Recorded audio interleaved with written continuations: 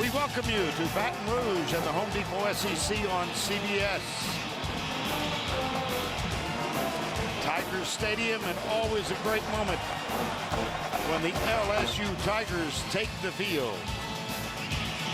This afternoon, the Home Depot SEC on CBS will feature the Auburn Tigers with 5-2 against the undefeated and top-ranked LSU Tigers. Let's go down to Tracy, who's live with Gene Chisholm. Well, thanks, Vern. Coach, LSU, 3 key players ruled out for this one. Can you take advantage and pull off the upset? Well, there's no question about it. We're ready to play. We've had great preparation all week. Doesn't matter who plays for them. We got to play Auburn football. You named Clint Mosley the starter this week. How can he provide your offense with the spark it needs? All he's got to do is manage the offense, not turn the ball over. The players believe in him. The coaches believe in him, but more importantly, he believes in him. Was he nervous? I think he's okay right now. It'll take him a series or 2, but he'll be all right. Thanks a lot. Thank you. Vern? This is Clint Mosley out of Leroy, Alabama. Redshirted in 09, played in 1 game last year.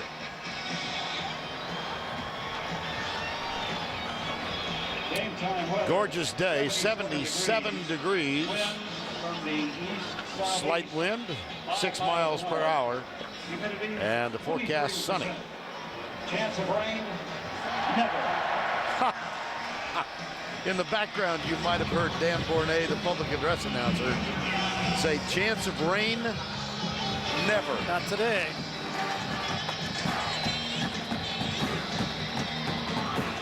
The 2 quarterbacks, Jarrett Lee, Jordan Jefferson. Lee will get the start, as he has throughout the 7 games this year. Jordan Jefferson, we talked about the tumult for this LSU Tiger team. It started last summer, has continued throughout.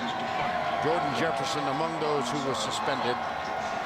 He served a 4-game suspension for his involvement in a fracas in a parking lot, and initially was charged with a felony. It later was reduced to a misdemeanor, and when that happened, he was reinstated. It is a little different looking at LSU with their new uniforms. I don't know whether they're combat uniforms or whatever they're called, but from up here at this height, it looks like Auburn's playing an inter-squad game. Same helmets, you know, white. Yeah. One team's got white jerseys, the other team's got blue jerseys. No, they're shoe company uniforms. Ron Brooks, he's going to get the start in place of the suspended Tyrann Mathieu. LSU will get the ball. There's Russell Shepard. He also served the suspension. Scott Rabelais in the morning paper, The Advocate here in Baton Rouge, pointed out that over the course of the year, LSU has had 6 players suspended, and they've only had 3 turnovers so far. Yeah, quite a stat. And we are set to go. Cody Parkey has been terrific this year in this role. 22 touchbacks out of 37 kickoffs. This one, however, will be returned by Russell Shepard. Russell Shepard returns the kickoff from the 3-yard line. And it's time now to present the Chick-fil-A starting lineups. Jarrett Lee for the season, 62%. Look to the right, 1 interception. Incredible. He's done a great job taking over this quarterback position. And he's working on a string of 75 without an INT.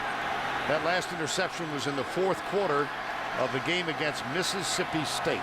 Alfred Blue is going to be the starting tailback. Spencer Ware sitting out with the suspension. This is Blue, listed as the number 3 tailback, but played equally the number of plays along with Michael Ford last week. Falk, SEC Offensive Lineman of the Week. Blackwell, who earned that honor 2 weeks ago. T-Bob Hebert, Williford, and Hurst. Randall Stampley in the backfield. They list Michael Ford, but it was Blue. D'Angelo Peterson.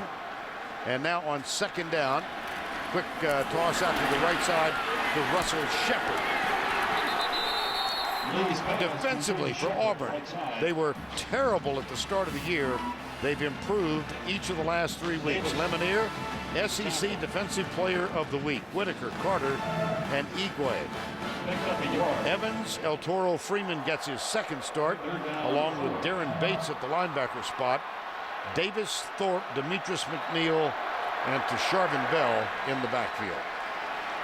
Defensive coordinator is Ted Roof.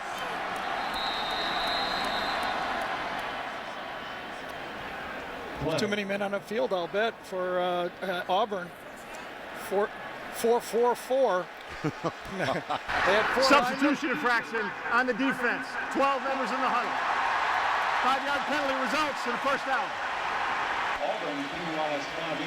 Remember when Moses Malone very famously predicted the NBA playoffs? Yeah, that's right. Well, and that's an emphasis this year with the back judge back there. He stops that play, and they did it exactly right there.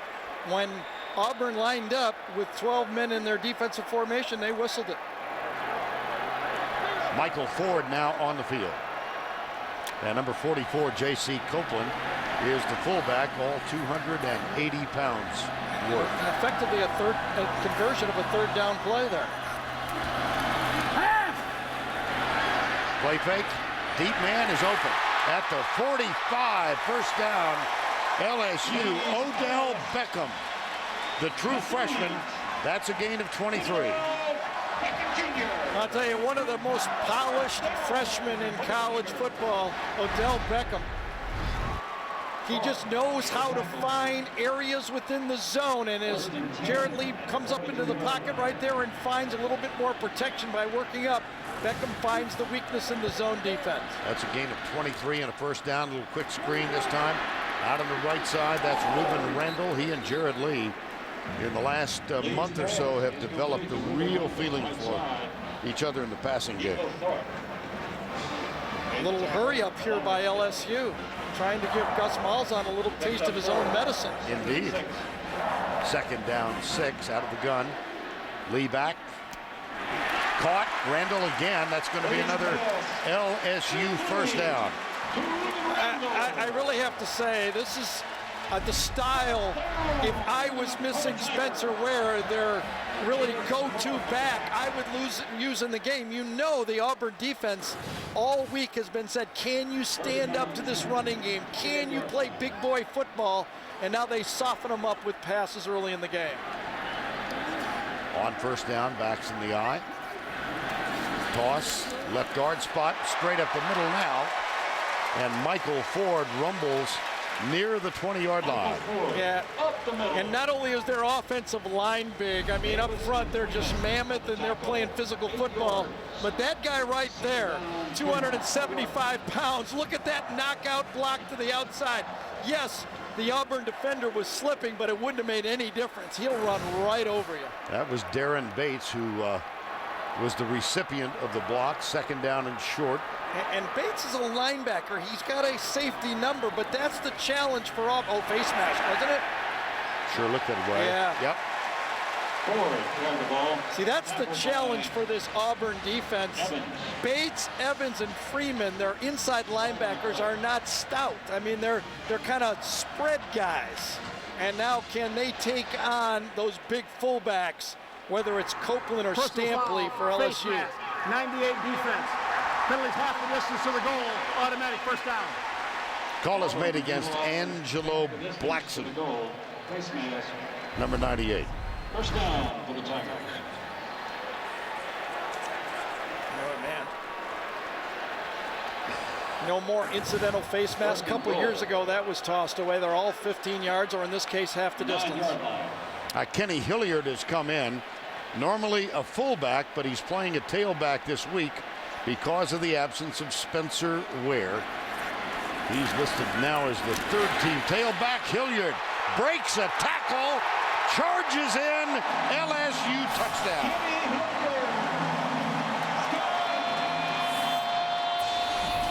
He followed J.C. Copeland. I know which one do you want. You want the fullback at 285, or do you want the other fullback who's playing tailback at about 235? Neither one could be handled on that play. That's the first touchdown of his LSU career for the true freshman from Patterson, Louisiana. Extra point is on Drew Allemont. How about that for an opening drive, Garrett? A little bit of pass, and then the always dependable power.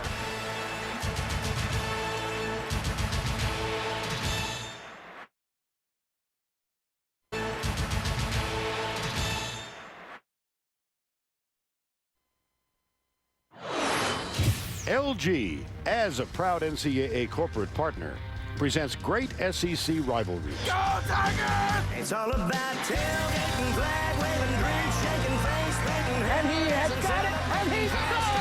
Auburn's a real Tiger, boy.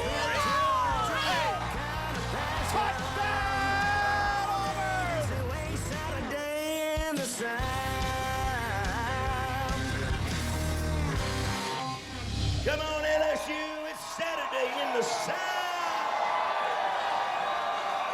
And our thanks to Tracy Lawrence, who, with his band, joins us to provide the background musically for that.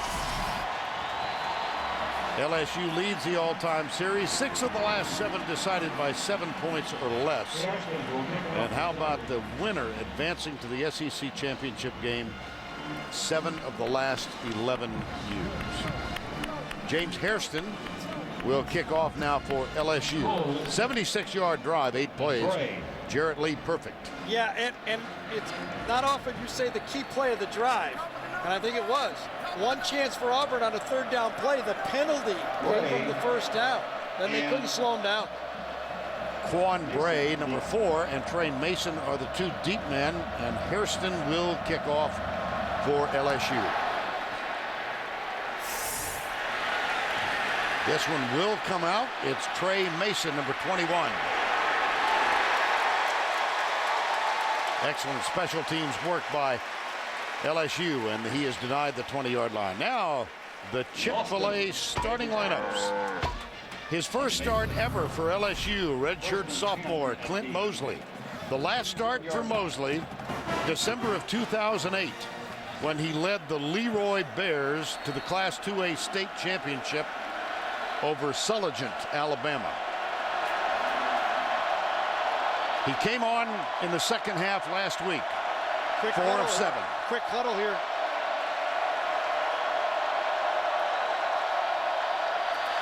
And he completes his first pass out on the wing to Ontario McCaleb, but not much there. Now Mosley will be joined up front by Green, Slade, Dismukes, Sullen, and Brandon Mosley.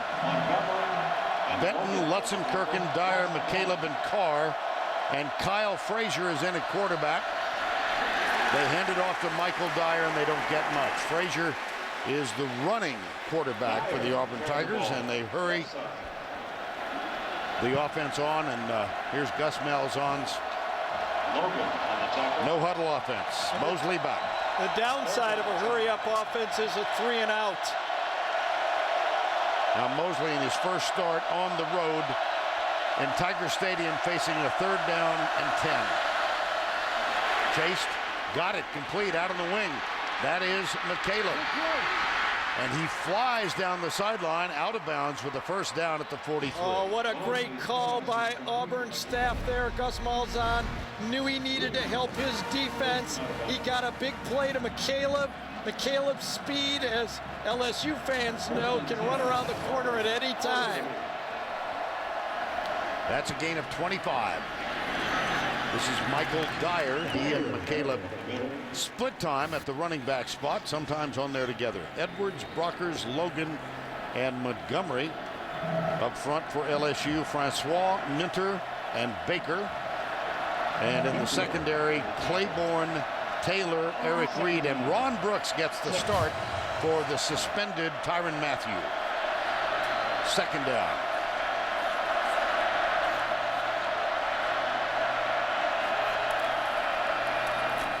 Handoff.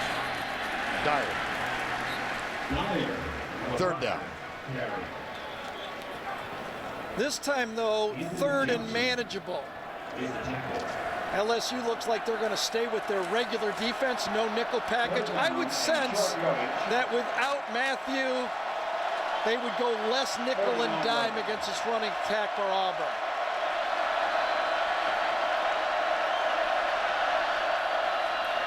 Play action. Got him. Barkevius Mingo, number 49. Well, when you're trying to fake the ball right at the defensive end and no one shows up to block this guy right there, and man, no one even waves. The backside guard was supposed to come across, but Chad Slade had no time to get there. Odell Beckham goes back, and the punter Stephen Clark, special teams playing very well for Auburn, and Clark with 22 punts inside the 20 this season. This one, nice pace and a fair catch, make it 23 punts inside the 20. 40-yard punt, nothing on the return. Barkevius Mingo got through and sacked Mosley. LSU's got the ball again.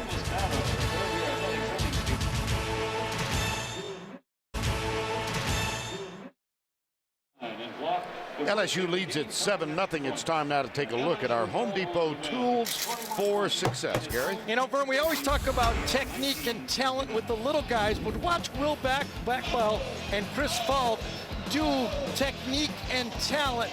Those two are going to block this one and this one. They're immensely talented, but watch the technique as they scoop out and then fit inside. That's a lot of work in practice and a lot of technique to use your big hogs up front to block people that don't look like they're blockable. And on his 6th run of his career, Ken Hilliard gets the touchdown. And now LSU has the ball back. That was Chris Falk and Blackwell, successive SEC Offensive Linemen of the Week the last 2 weeks, by the way. And out of the eye. See why? Yes. And off deep. This is Alfred Blue again, number 4. Blue carried the ball up the middle. Stopped by Freeman. El Toro Freeman, number 21. Nico Thorpe was also there, number 15, to help. Yeah, and El Toro Freeman got his first start at middle linebacker last week. And on that play, he showed exactly what he's going to be called on to do in this football game. Use his quickness to get over and stop those weak side isolation plays before they could get started. 2nd down, 7. That's Peterson. Moves to the right side. Lee, draw play. Alfred Blue. It'll be 3rd down. Well, I don't think they're going to replace Spencer Ware and his violent type of attack into the second line of the defense. When Spencer Ware got up tight to that offensive line and got to those linebackers and safeties, he punished them. You know, Blue's going to get what's blocked, but Ware got much more than what Yes, was blocked. he did. On 3rd down, 2, it's Hilliard back in there. He goes right. That's a stop. That's a big stop. Very close. Yeah, it is close. The line judge's left foot just short of the 25. They might want to bring the chain out. Oh, 1st down. Got it. Eyeballed it. I thought he bounced across the line, to tell you the truth on that one, but Hilliard, that's an interesting substitution for without Ware. They're going to go a little bit bigger at the tailback spot and try to get that power of Ware with a bigger back. Russell Shepard goes wide to the right side. James White, number 82, is also on the field. There's a toss. Hilliard. Well, this Auburn defense was like a sieve the first 3 games. 37 points, average of 534, including 600 plus to Clemson, but they've tightened it. They have, and a lot of it was third down defense. You know, Mississippi State went 11 for 20, over 50%, and Clemson 14 for 18 in that football game against this Auburn defense. From there, they've improved each week. And held Florida to 194 yards total in last week's win. Play action, Lee back, a lot of time, goes deep, and a little bump, but no flag called. It was intended for Beckham. And it was very good coverage that time. Really a two-man route. They were expecting from Auburn a blitz from Ted Roof. You can see the coverage, very clean. Would have taken a perfect throw and a jumping catch that time, and nothing was there. 5 new fresh players come on now. Beckham is out. Cadron Boone is one of them. Jarvis Landry, number 80, you saw him. James Wright and Landry go wide to the right side. And Michael Ford is alongside Jarrett Lee. Quick flip, just short of Michael Ford. Lee's pass intended for. Yeah, and you know what?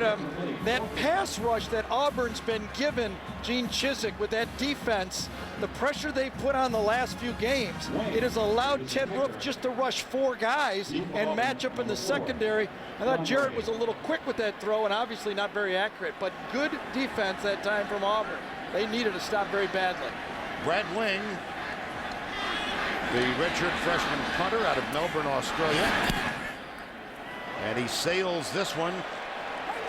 Quan Bray, first contact. Oh, there's a flag down. 2 flags down. Bray is down as well. Bray returned the kickoff. Reed made the tackle. Flag at the 16-yard. Yeah, I think it was Brooks that time that got the flag. It was. That's Ron Brooks. He of the 4.3 speed in the 40-yard dash. You know, and there was a late flag also. That's why there's the meeting. There was 2 on the face mask, and then I saw a flag come out very late.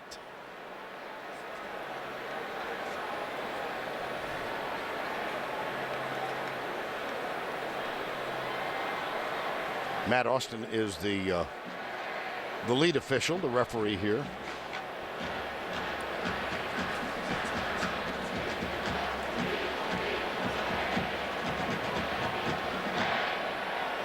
So we obviously have more than just a face mask. Yes.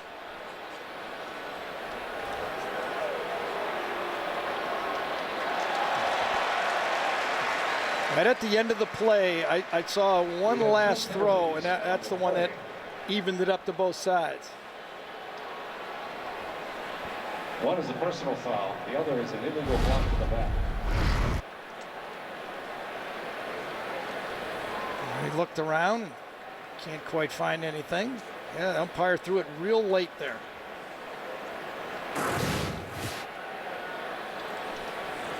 All right. After due deliberation, which continues,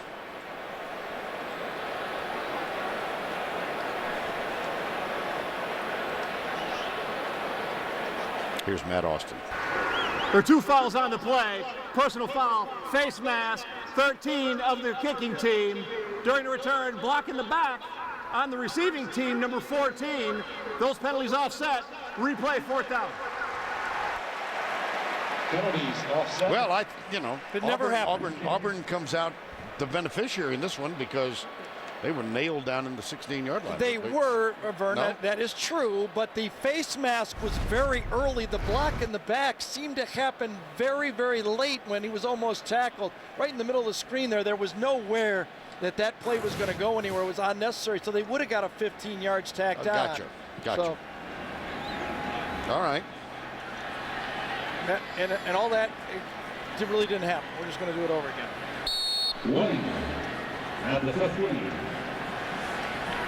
Deep for See if Auburn. Auburn can take advantage of it, though. Yeah. That's the point. Here's Brad Wing. And Quan Bray knocked out of bounds near the 33-yard line. Make it.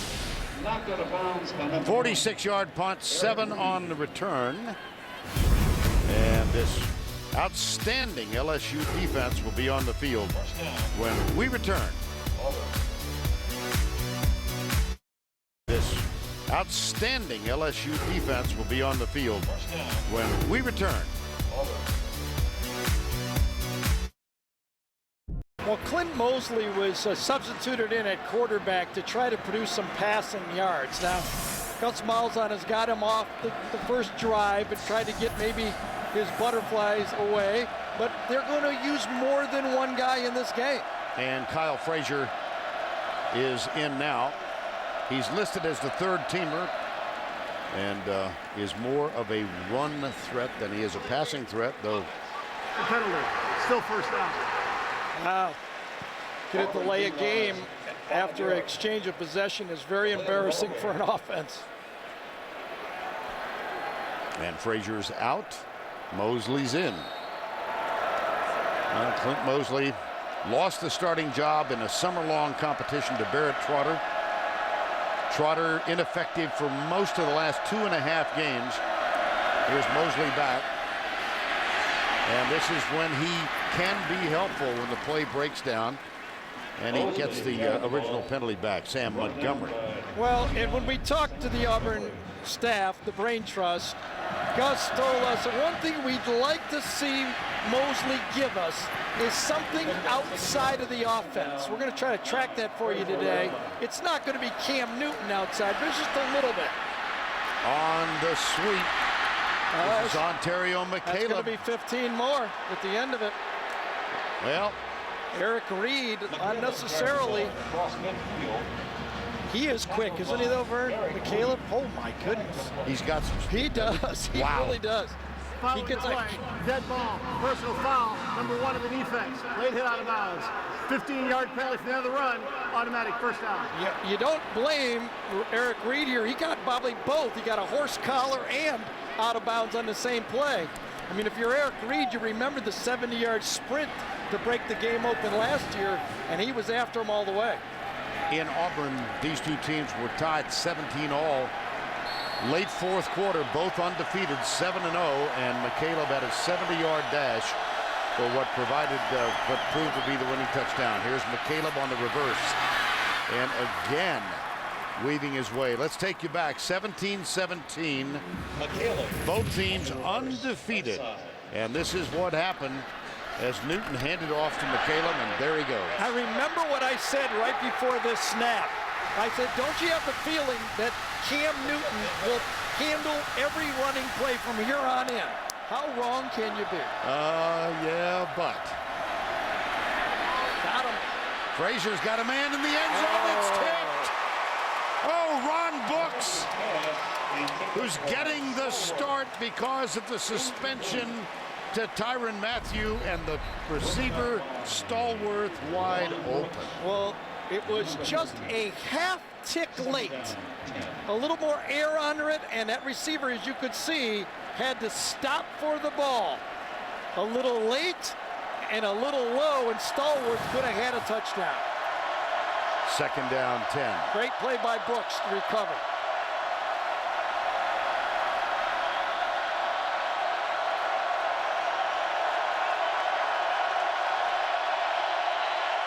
Three seconds. Got it away just in time. Left side. Oh, nice catch. Yes, it was.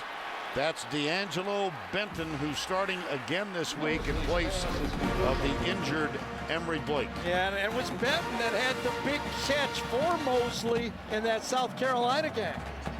And he went up, climbed the ladder, and got that one, too.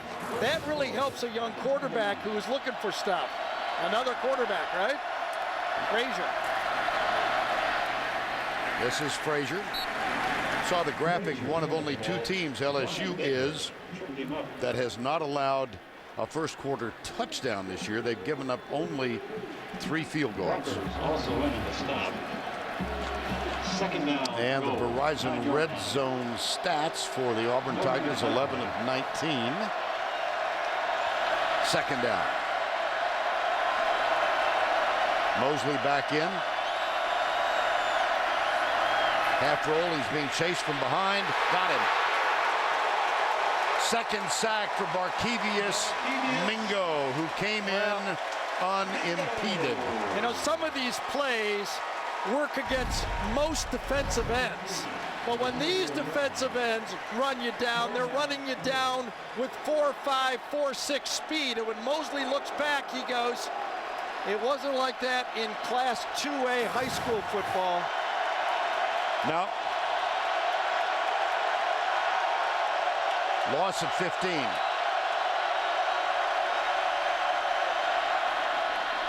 Wraparound draw. Yes, it's McCaleb.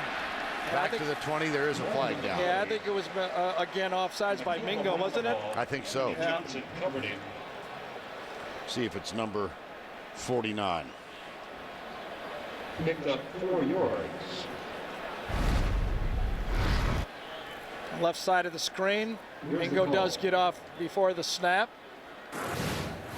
Could see the play call with a young quarterback. Offside, defense 49, 5-yard penalty. Repeat, third down. Gus Malzahn had decided we'll take a little draw play and a chance for 3 points. Tigers penalized 5 yards for being offside.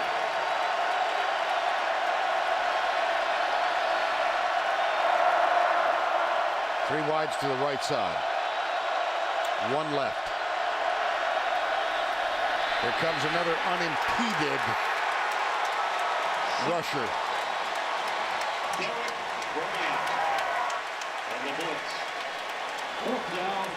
Yeah, this was a successful speed defense again, but it should have been shoveled inside. That was supposed to be a shovel pass to the inside to McCaleb, and Mosley just didn't let it go.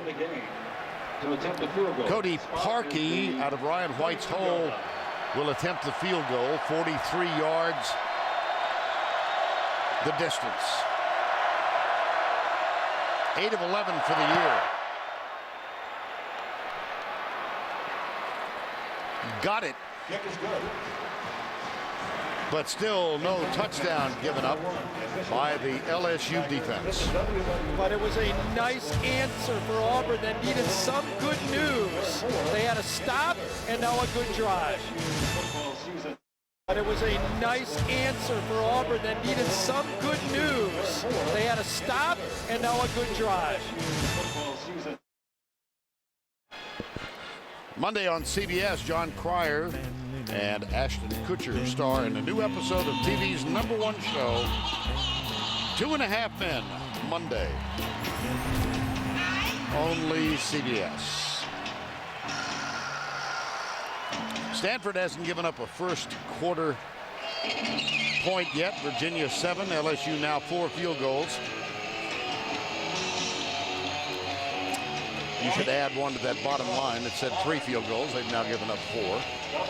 I mean, there's no arguing that LSU has one of the top 2-3 defenses in college football. A lot of people think it's the top defense, but they have not faced for a while now, because of the backup quarterback, a real significant threat at quarterback.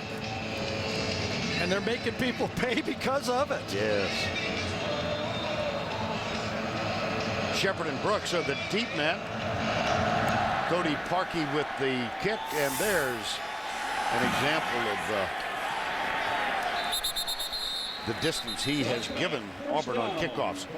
Well, this is the 3rd straight week they've faced a man making his first start of the year. Jacoby Brissett, his first start ever, much like Mosley today.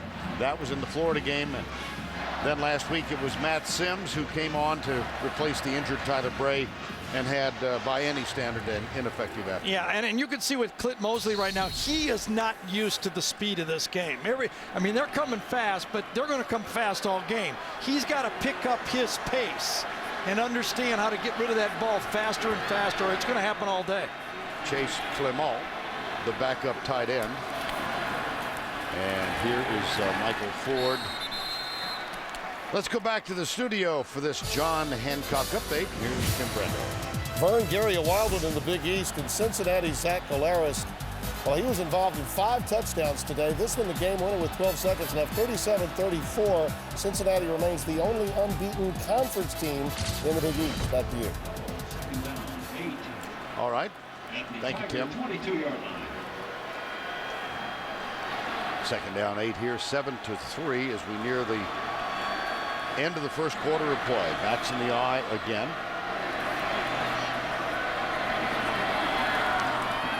Toss comes to Michael Ford, and it's going to be third down. Left side. And again, you see those linebackers, Bates it was that time, coming across and making that play. They are very fast. And when we talked to Ted Roof, what he would take in this football game, he didn't even bat an eye. Tackle.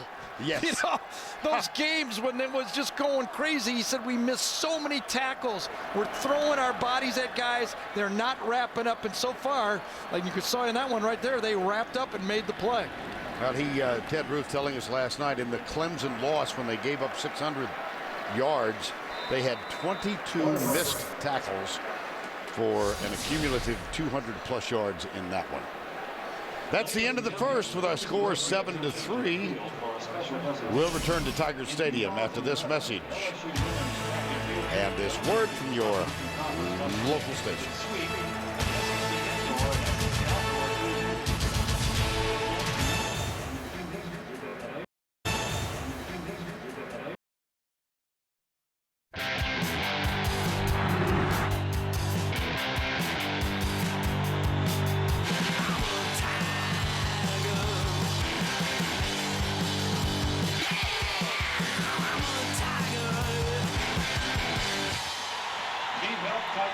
Tiger Stadium on Saturday afternoon on the campus of LSU in Baton Rouge, Louisiana, 7-3 as we begin the second 15.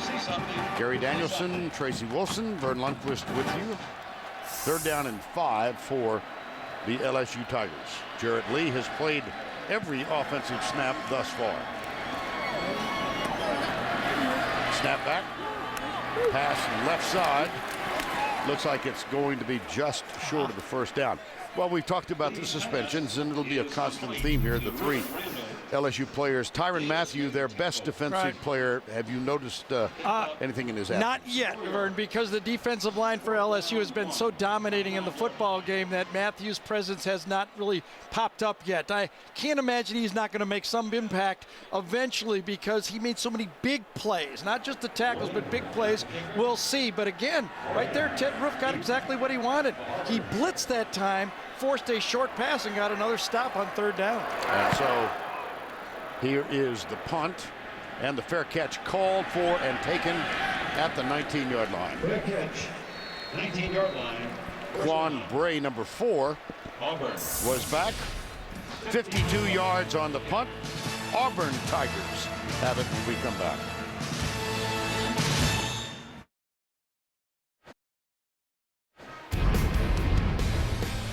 Philip Lutzenkirchen has become one of the better-known Tigers of Auburn, especially in last year's NCAA championship run. There he is, quiet so far, but 2 game-winning touchdowns, 1 this year.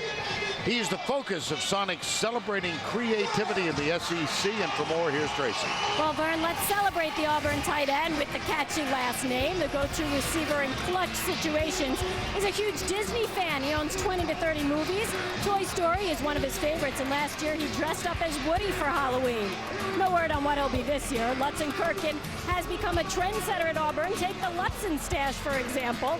The junior sported one during the summer, and it caught on with friends and teammates. But what he's really known for, Vern, is the Lutzie. The dance he did following his key touchdown in the Iron Bowl last year. It became a YouTube sensation, and everyone wanted to learn to Lutzie. Guys? Except Gary and me. Yeah, he was embarrassed by it too, though, by the way, last night, wasn't he? Yeah, he kind of wishes that there was no such thing as YouTube. Really a fun fella to sit and chat with. Here's the handoff left side to Michael Dyer, number 5, and Michael Brockers, number 90, makes the stop. Well, I just don't see how Gus Malzahn can keep tricking LSU for the whole game. Auburn's going to have to figure out how to block those guys up front. Yeah. You just can't keep pulling rabbits out of your hat. Second down and 10. Mosley with pressure, backside again. He does get out of this one and picks up a couple to the 22-yard line, but again, an unblocked rush end. And it's been the whole story of the football game.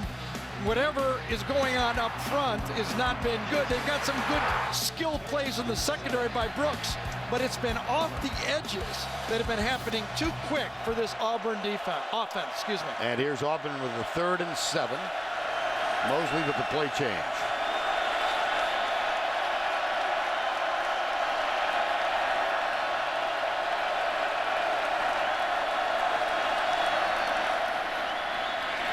He's got Lutzenkirchen, but that is short of the first down. A little pass underneath. Derek Bryant, who's got a sack today, number 36, made the stop. Again, it's early in this football game, and I don't really mind seeing a quarterback take the easy throw right here. Before you really lose the game, it's not bad to punt it. Your defense has stayed in the game. Let's not make a big mistake by trying to be, all SEC in your first start. That brings on Stephen Clark to punt for the 2nd time today. And Gene Chizik just raved about his special teams, did he not? Yes, he did. Said they're keeping us in games. Here's Clark. This is Odell Beckham. The freshman runs up. Whoa! That is a really gutsy play for a true freshman, isn't it? That ball could have bounced and made a 10, 12, 20-yard roll on the play. That's a guy that knows and understands sports and competition, is willing to risk a turnover to make a big play. Beckham Jr., his dad played football here. LSU, top ranked in the country for the last 4 weeks. Ball here. LSU, top ranked in the country for the last 4 weeks. LSU 7-3, about to get the ball on offense for the 4th consecutive time. And Jordan Jefferson is on the field offensively. Well-known story, he was suspended for the first 4 games, and his number of snaps, Gary, have increased in subsequent games. He had 17 runs in the last game. First down, 10. Handoff. Handed well. Russell Shepard. Shepard carried the ball. El Toro Freeman, number 21. Well, you can see, as Vern was talking about, the commitment by this offense, Zudrawa, Craig Thorpe, Les Miles, that we need both guys to win the national championship. There's Lee. Started 8 games as a redshirt freshman. Had the well-documented interception problems and sat behind Jefferson for the last 2 years. And has started every game this year. Now Jefferson, elusive, goes out to the right, keeps it, and is knocked out of bounds at the 35. Let's go back to Tim for this Heisman Watch presented by Nissan. Vern, as you know, there's not only one Death Valley, there's another, and Taj Boyd tied a school record 5 touchdown passes, added another rushing as Clemson moved to 8-0 for the first time in 11 years. And tonight, Trent Richardson will be on display for the Crimson Tide against Tennessee in the Leaves Begin to Turn game, and Russell Wilson will be at East Lansing to take on Sparty. Back to you. All right, Tim. I think that Clemson story is one of the great stories this year. 3rd down. Jefferson option left side, tosses. That's Michael Ford. And Auburn does it defensively again. Both Beckham and Russell Shepard got blocks downfield on the option play. They both knocked their guys down. But the hustle of the Auburn secondary got back up and made the tackle. You get knocked down if the timing isn't perfect. Watch Randall. He's on the other side of the field, I think, doing his job. But to the point of attack, both receivers got their guys, but the Auburn defender gets up, makes a tackle. Here's the punt from Brad Wing. Quan Bray comes over, lets it bounce. Great bounce. See what we were talking about, Beckham? Yeah. Beckham came up and caught that ball, and that's what happens. That's a difference. It could have been 20 yards one way, 20 yards this way. That's a 40-yard gain or a 40-yard difference. Brad Wing. A 53-yard punt, nothing on the return. We'll be right back. the return. We'll be right back.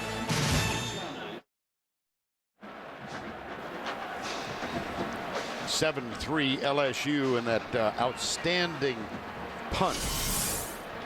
Yeah, let's go back to back with this, Vern. Odell Beckham on the previous one makes a athletic save of a ball. Now watch what could have happened when Auburn doesn't catch it. The ball lands on the 25 and rolls all the way inside the 5. A 21-yard roll. What if that would have happened to LSU? It could be a 40-yard difference in a really tough yardage type football game as we're watching it. And Kyle Frazier will be in at quarterback. He's the freshman out of Springdale, Arkansas. He's just not blocking him. No. I mean, if you want to get it deep and find out who the... Remember, Tyrann Mathieu and Thorold Simon are the second and third corners on this field. Number 17 for LSU, Morris Claiborne, doesn't get a lot of attacks at him because he's so good. How do you get to throw the ball at the number 4 and 5 corner for LSU? So far, they can't block him well enough to try.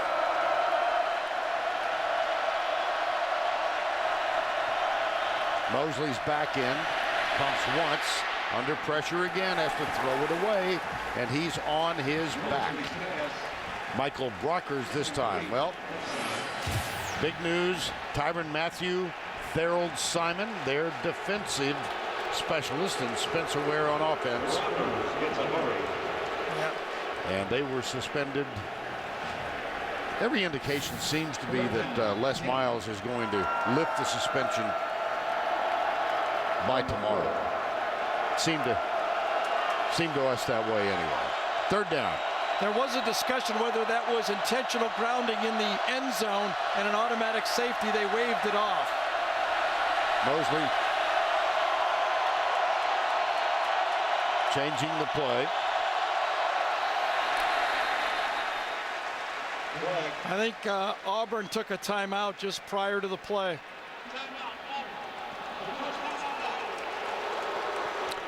That is their first. Gene Chiswick's Auburn Tigers hanging in there, but perilous play coming up.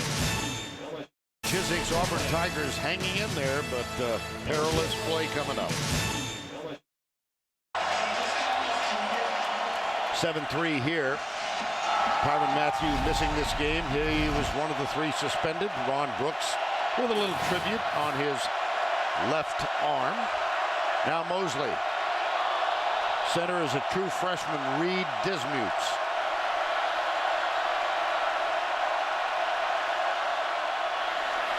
From the end zone across the middle, got it. Lutzenkirchen out to the 20-yard line. That's a big-time play, and that will ignite the play calling for Auburn. He'll now get Gus Malzahn's kind of belief that he can dial up plays for him. When you make a throw like that on 3rd and long, you say, all right, you earn another one. And they always go to Lutzenkirchen, don't they? Yes, of course.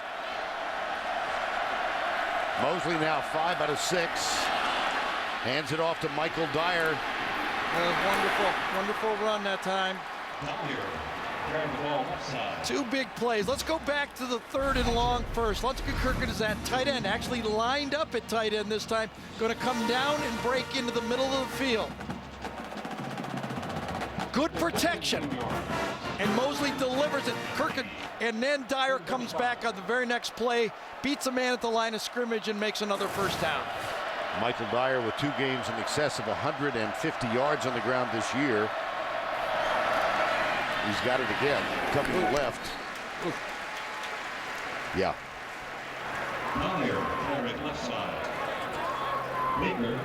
SEC rushing leaders. You heard Tim mention that Trent Richardson and the Alabama Crimson Tide host Tennessee tonight. Yeah, it's so tough to see Marcus Lattimore go out of that lineup, isn't it? One of the most highly skilled football players that we have in college football. Kyle Frazier in at quarterback. Gives it to McCaleb. Lutzenkirchen's out there to help with the block, and McCaleb scoots out of bounds near the 42. Brandon Taylor, number 18. Well, one of the things that when you're moving the ball against this LSU defense, you believe is, if you're Gus Malzahn, is it's going to be hard to move it all the way down the field against this defense. Sooner or later, they're going to get a big play against you. Where does Auburn find a big play?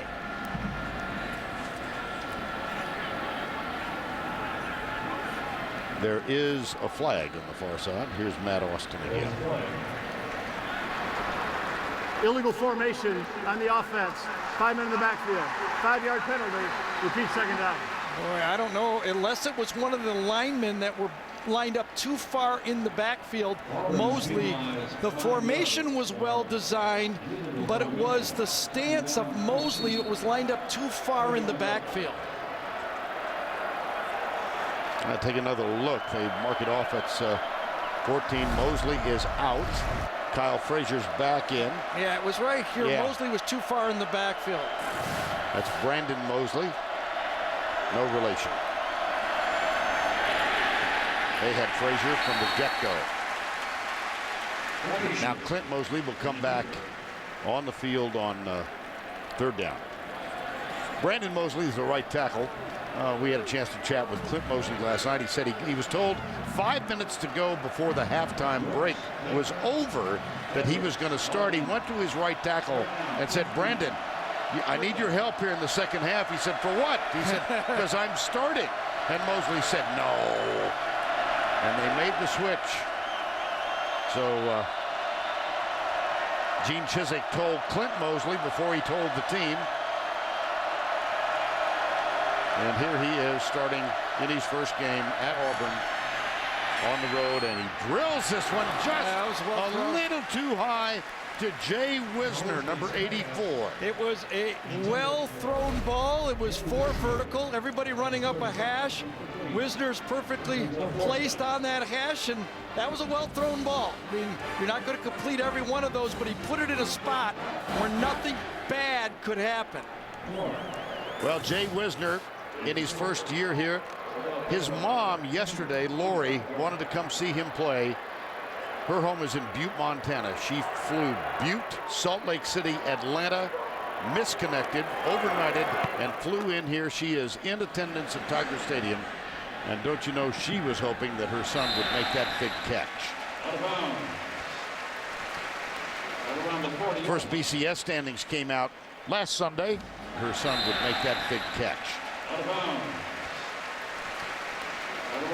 First BCS standings came out last Sunday, and LSU, Alabama 1-2. Oklahoma, Oklahoma State, Boise State, and on down to Oregon, number 10. Actually, Auburn was number 20 in that list, and that leads us to the Duck, who were the only 2 teams to be ranked number 1 in the initial BCS standings that went on to win the national championship. 2 of them. Jordan Jefferson in at quarterback now. There's the option left side. He pitches, and Michael Ford makes the catch. I'll tell you, Ted Roof and Gene Chizik. Remember, Gene is a longtime defensive coordinator. There's Ted, his current defensive coordinator, are getting everything they want out of the perimeter. Those guys are coming up and making open field tackles. That last by Jonathan Mincy, number 6, a redshirt freshman. LSU got its touchdown on the opening drive, 76 yards on that drive, 16 in the subsequent 3 possessions. Remember, they did it by throwing the ball. They've not done a lot running the ball. There's a fumble. Now they got an inadvertent face mask on a dead play. Wow. Kenneth Carter, I think, was going to grab it, and he grabbed the face mask. My goodness. LSU does everything wrong, and then to finish the play, Carter sees the ball, Personal foul. tries to go for it, and grabs the face mask. Since the run ended behind the neutral zone, by rule, the 15-yard penalty will be enforced from the previous spot. Automatic first down. Wow. And Gene Chizik on the sidelines. 15 yards, face mask. First down. Yeah, he knew. He knew how big of a play that was. Remember, the first drive was extended by a penalty. Right. Again, this drive now, and that was going to be 3rd and very long. So they march to the south, and that'll be a first down at the 45. Penalties now 5 for Auburn, 2 for LSU. I think the official said 95, but it was 92, Kenneth Carter, that got the face mask. 7-3, 6:08 to go before halftime. Let's see if LSU goes back to some passing in this to loosen up this Auburn defense.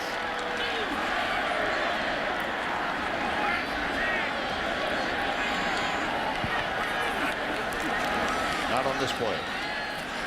That's Kenny Hilliard, number 27, who that time was lined up at the fullback.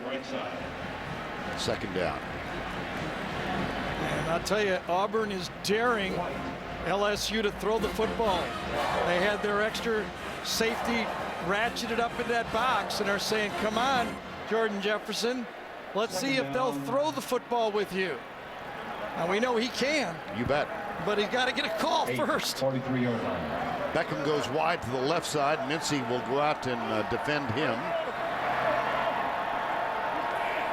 Kenny Hilliard is the tailback behind J.C. Copeland. Play action. Jefferson, deep right side. Ruben Randall in stride. Touchdown, LSU.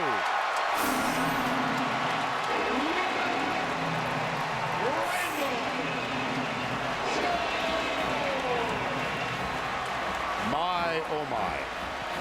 Can't throw the ball any better than this. You're daring the quarterback from LSU to throw the ball. They do it, and they do it with perfection. It was a decent jam at the line of scrimmage, but like I said in the open, you go to your guys that make plays. Ruben Randall is a playmaker. And the penalty proves extremely costly. 60 yards in 3 plays. My fault there, Vern. Hold on. First, here's the safety in the box. Meaning out here, you've got one-on-one coverage. Watch. A jam at the line of scrimmage, but not enough. Ruben Randall runs right by it. The ball is perfectly thrown. And you know if you're Jordan Jefferson, you say, Coach, I could do this all day. Don't just make me a runner. Let me throw also.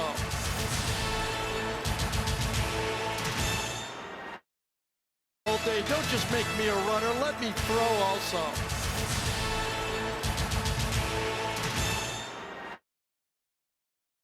Again. 14-3 now as that penalty proves costly. 2 touchdown drives, penalties significant in each. And coming up, 5 minutes from now on the play clock, we'll go back to the Geico halftime report. Tim and Spencer.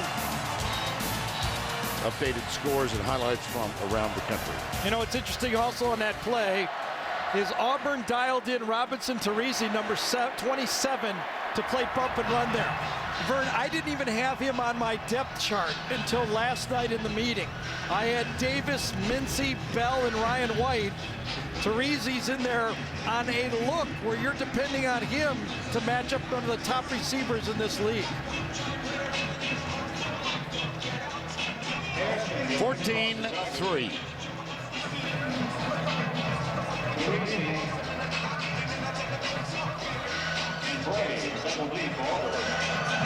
Here's the kick.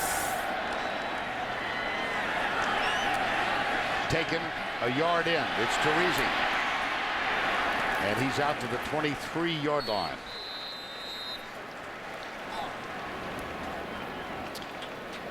Well, Gary, you mentioned the 2 penalties that sustained each of these drives. Yeah, so this one was on a 3rd down play when Auburn had LSU off the field and into a long drive and a touchdown. And remember, the ball gets dropped here. It would have been 3rd and about 15 in this sequence. They get the first down, they run the next play, and then they throw the pass for the touchdown. 2 huge penalties.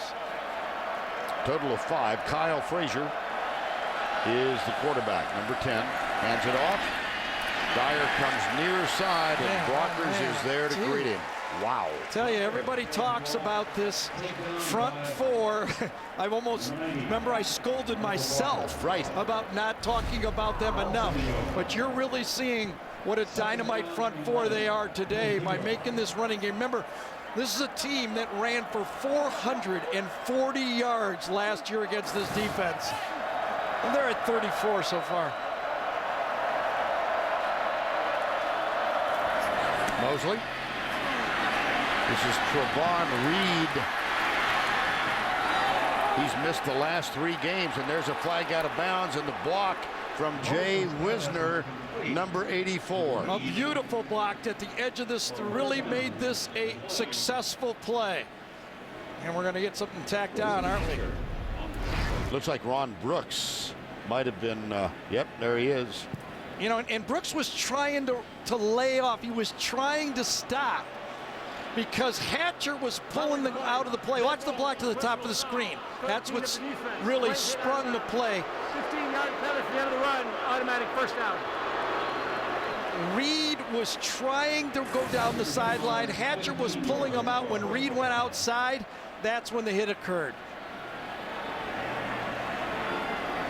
Now remember, as we get to the end of the half here, the game at the end of the half, okay, is a big part of both of these football teams. They really stress it. Gus Malzahn talked about how they work the end of the half and the end of the game. With 4 minutes to go to end the half, remember, Auburn gets the ball to start the second half.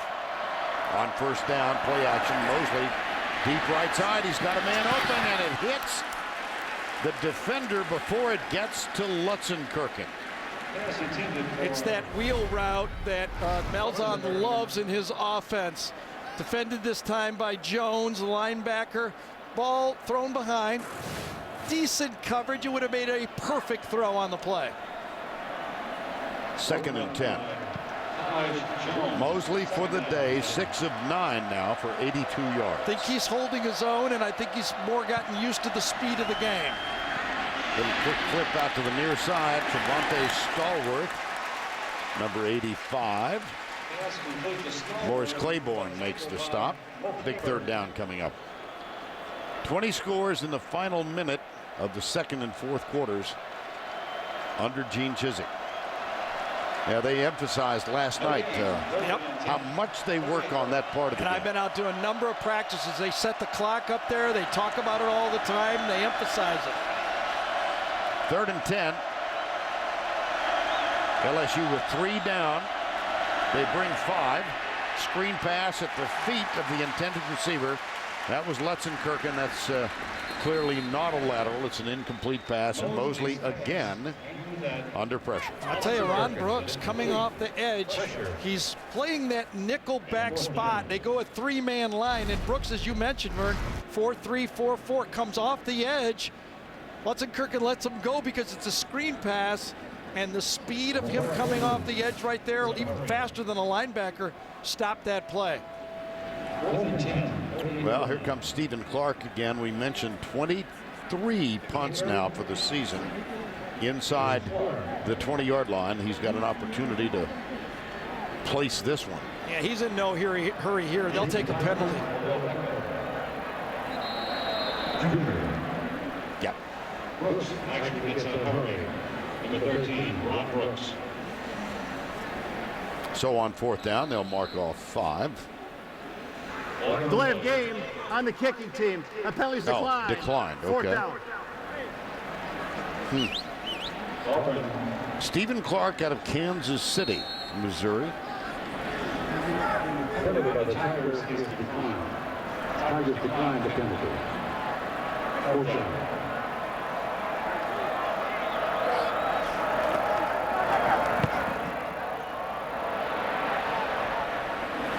Fair catch. Another one inside the 20. This is inside the 15. 25-yard punt, effective. Time now to cue the duck and give you the answer to the Aflac effective. Time now to cue the duck and give you the answer to the Aflac trivia question. First down for the Tigers. 2 teams to be ranked number 1 in the initial BCS standings who went on to win the national championship. Florida State in '99. USC in 2004. All your Auburn fans, close your eyes on that one. I know. Tommy Tuberville and the Tigers of Auburn had a pretty decent year in '04, and they were ignored at the end of the Gene season. Chizik, defensive coordinator of that team. That's right. First down. Jarrett Lee is back in now. 3:06. See what kind of play calls we get. Here's Hilliard with another carry. Kenny Hilliard had the first touchdown in this ball game. His first of his career. Well, it is interesting how they went to a big back to try to simulate what Spencer Ware does in this attacking downhill run game. This is not the style that LSU has used. They've changed coordinators. Gary Croton did not like this style. Les has kind of gone back to his roots with this attacking downhill run. Hilliard tries to get outside and does not, but he does get to the 28-yard line. Nico Thorpe made the stop. Now, you know, I think Les thinks he's got the better team. He's got the power running game. He's got what do we got? The lead here, right? 14-3, 11-point lead. He just doesn't want to turn over late. If they break one and get the ball out to the 40-yard line, we'll do something, but it should be conservative and get it to halftime. Here's the quick toss out to the near side. Beckham out of bounds. Well, among the other statistical tidbits for this team, this LSU team has not been in the lead for only 6 minutes all year. That was late in the first game, the second quarter. They trailed Oregon 13-9 for about 6. They have been dominant in every game. And now they're going to feel the space on the field, and now this Auburn defense is going to face everything they got, whether it's power, run game, play action. They're going to try to look for a score now. Nice catch by Beckham. On the left side, he's out to the 43, 1:39 to go. Using their timeouts here, too. Yep, they've got all 3. Now they've got 2. Second down 4. And I think what set up this drive, to me, was the first play of the drive. When they ran it right up the gut and got that first down, that long play, they said, all right, let's see what happens here.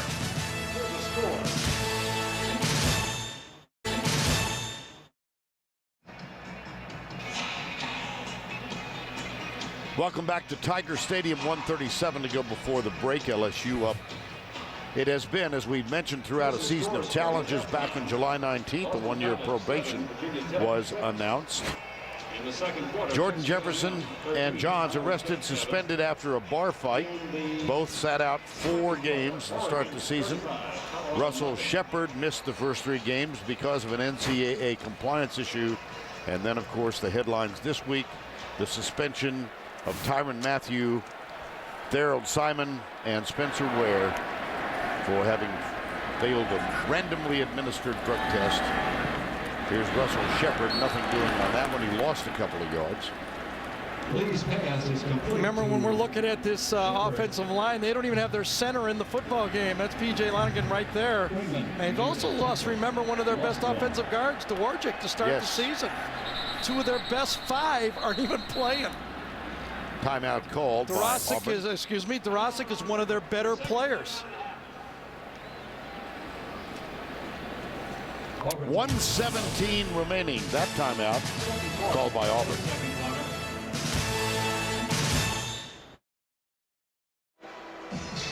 Auburn 1 timeout remaining. LSU with a couple.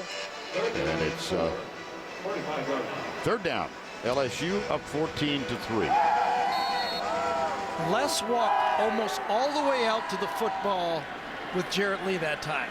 And I can only imagine him saying, Jarrett, if it's not there, I don't mind a punt here. Blitz right up the middle. Oh my goodness.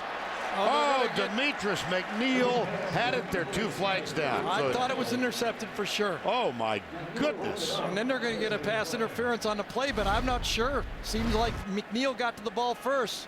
Watch him right here. He anticipates the slant and gets there. Yes, there was holding, Pass no interference, doubt. defense number 11. Ball will be placed in the spot of the foul. Automatic first down. Chris Davis had his right arm all over the wide receiver Randall this time. And that's holding before it was thrown or pass interference, whatever. But that was close. I bet Les Miles had his heart stop on that one. And after the penalty, first down, LSU. Another penalty too. Yes. Extend.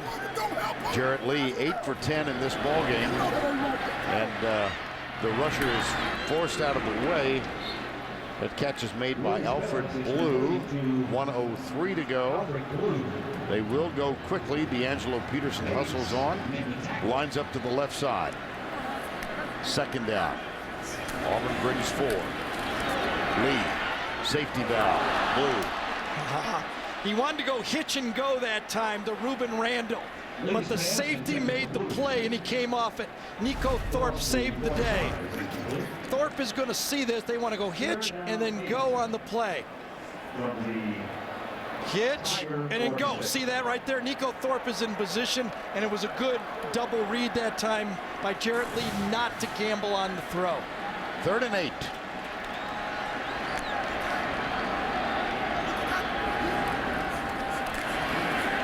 Deep right side, Randall's there. Got him! Touchdown!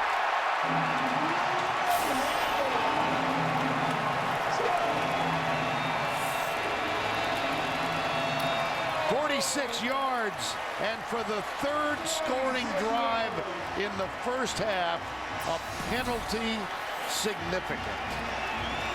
Well, they had their #1 corner on him too, and he ran right by Chris Davis. Remember, Davis had the interference penalty, and instead of trying to go hitch and go, they just ran right by him. And Ruben Randall, as we thought, a go-to guy without wearing the game. Alemán with the extra point.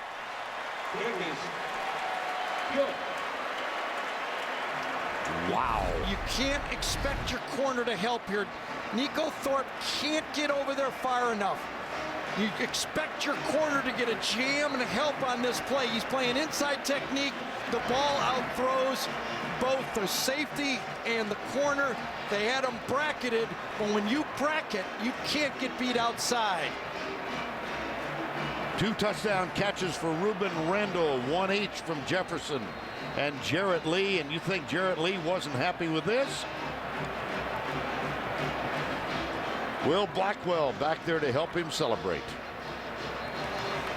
Vern, one more time. The breakdown is by Davis. Watch Nico Thorpe turn in. He's got a bracket. The only thing Chris Davis can't get beat is to the outside. He's got help inside. Watch, Nico Thorpe turns in for help, but you can't get help if this guy beats you to the outside. He had help inside. If he'd have jammed him and forced him inside, the play can't happen. Ruben Randall, 5 catches now for 106 yards, 2 touchdowns. And a perfect throw helps. Yes, it does. Jeez. You gotta know when you're playing defensive back, it's too hard to cover these guys. You have to know where the coach has given you help. He had help inside. He let Randall beat him outside. That was the only place he couldn't go.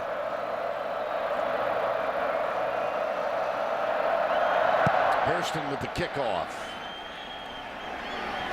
Trey Mason, number 21, the freshman running back. He's been out with an injury, and this time brought down at the 28-yard line. Tomorrow on CBS, travel to Bangkok, where it's 4th and long for the former NFL star and his wife. Don't miss a new amazing race tomorrow, only CBS. 29-yard line. That has to be the most disheartening of all the plays so far in this first half. Okay, if you're Auburn, you can go to the halftime, 14-3. You say, okay, one play, we're back in it. Now that's got to be real tough. And that's going to be another sack. Auburn has a timeout, but I can't imagine they're going to use it. Taj Jones credited with that sack. Taj Jones with the sack. 4th sack in the first half. Yep. Second down, 13. Let's go try to regroup. That last one was a nail. That was a tough one. Here's Tracy with Gene Chisholm. Coach, 3 huge penalties, and all 3 led to LSU touchdowns. How do you get that corrected in the second half? Well, Some of them are face mask penalties. Guys are trying hard out there. We got to cut down on the penalties if we want a chance to win. We're playing really good defense, which leads to extra plays, which obviously leads to big plays. Offensively, we got to do something to move the ball. We're not moving the ball very well. Speaking of offense, Clint Mosley getting his first start. How has he handled the speed of the game so far? Well, so far he's not doing bad. You know, he's under a lot of duress and a lot of pressure right now. There's no question about that. So we got to do something about the pass rush, try to get that fixed and give him a chance. Thanks a lot, Vern. All right. Thank you, Tracy. That's the end of the half with the score 21-3. Let's go back to Tim Brando in our New York studio. All right, Fern, Coach Chiswick pretty much summed it up. Coming up on the Geico Halftime Report, Spencer, Aaron, and I will have all the action, including Clemson and Kansas State, each hanging 59 today while keeping a 0 in the loss column. After this from your local station. CBS Sports presents the Geico Halftime Report. Geico. 15 minutes could save you 15% or more on car insurance. We're in here practicing ball security. Hello, everyone, and welcome to the Geico Halftime Report. I'm Tim Brando with the score in Baton Rouge. LSU leading Auburn 21-3. I'm joined by Spencer Tillman and Aaron Taylor. This has been a textbook offering of outstanding offense with two quarterbacks at work. Yeah, there's no question LSU is getting it done, and it's been the Auburn defense that's been letting people down with big plays and penalties that hurt themselves. Yeah. We've been really impressed with LSU's front seven. 4 sacks holding Auburn's run game in check, not the recipe to win the ball game. Yeah, Barkevius Mingo, the outside linebacker, has been getting to the quarterback enough. Clint Mosley has got to adjust his internal clock because that pressure's coming off the side. If he's not mobile, they're going to be in a deep hole from the rest of the way out. All right, on to today's action with our highlight blitz. A lot of key games for us to talk about. How about them Cowboys going on the road to Faurot Field at Missouri? Well, they're trying to get to 7-0 for just the third time in their history. Joseph Randall does a nice job of getting them there. Finds a nice little gap here, and here's a big 59-yard run for the score. 3 rushing and 1 receiving for Randall on the day. Okie State counting the days to the 29th when they have an opportunity in a very big game that's coming up. Air Force and Boise State. Well, you know what? Kellen Moore is just outstanding, and don't adjust your set. They're back on the blue turf. Yeah, they're doing a good job. Kellen Moore connects with Matt Miller for a 19-yard touchdown. Early in this ballgame, Air Force, even with all the injuries on defense, came to play. 20-10 at the break. Boise in need of some style points in the second half. Into the ACC we go. North Carolina and Clemson. What about the play of Taj Boyd all season long? He's the linchpin to what they do. Boyd here finds Martavius Bryant here in the end zone for a 29-yard touchdown strike. Boyd had 5 touchdowns to 5 different receivers today. Unbelievable offensive explosion. Boy, a job that Dabo Sweeney has done. He was on the firing line at the beginning of the year. Speaking of firing lines, Houston Nuts now lost 10 in a row in the SEC. First time in the 79-year history that's happened. This was a safety after 24 unanswered points had been scored by Arkansas. Ole Miss came back, got a touchdown, closed to within 5, got the onside kick, but then Randall Mackey, the youngster, gave up a sack. Then this pick by safety Eric Bennett, and that was the ball game as Arkansas holds on to win 29-24. They were down 17-0 to open that game up. Oregon taking on Colorado today. LaMichael James dressed for the game, not playing, and this is probably the reason why. Because Kenyon Barner's putting in the after-jets, taking some of the pressure off the old man. The young man breaks to the right, breaks free, 84 yards for the touchdown. Oregon was up 22-0 at that point. Slowed down a little late there, didn't he? A little Leon Lettish. 35-0 the score at the break there. Kansas State, Bill Snyder's team, anchored by Colin Klein at work here. Forget about the fact he's got a funky delivery. He can run it 6 yards out for the touchdown there. 14-0 Kansas State. Look at Bill Snyder's team. Unbelievable. He accounted for 5 touchdowns, a career-high 195 for him. Boston College and Hokie High, the boys from VPI, Aaron. Well, we know if there's something that Virginia Tech can do, it's run the football. And here, running back David Wilson takes a pitch and runs 42 yards, rumbling. Boston College is struggling on defense. Not very good tackling there. Great touchdown. 13-7 the score in the third with 10 and change. Nebraska and Minnesota, Huskers just rolling it up right now for Bo Pelini in that game. Black shirts decided to show up.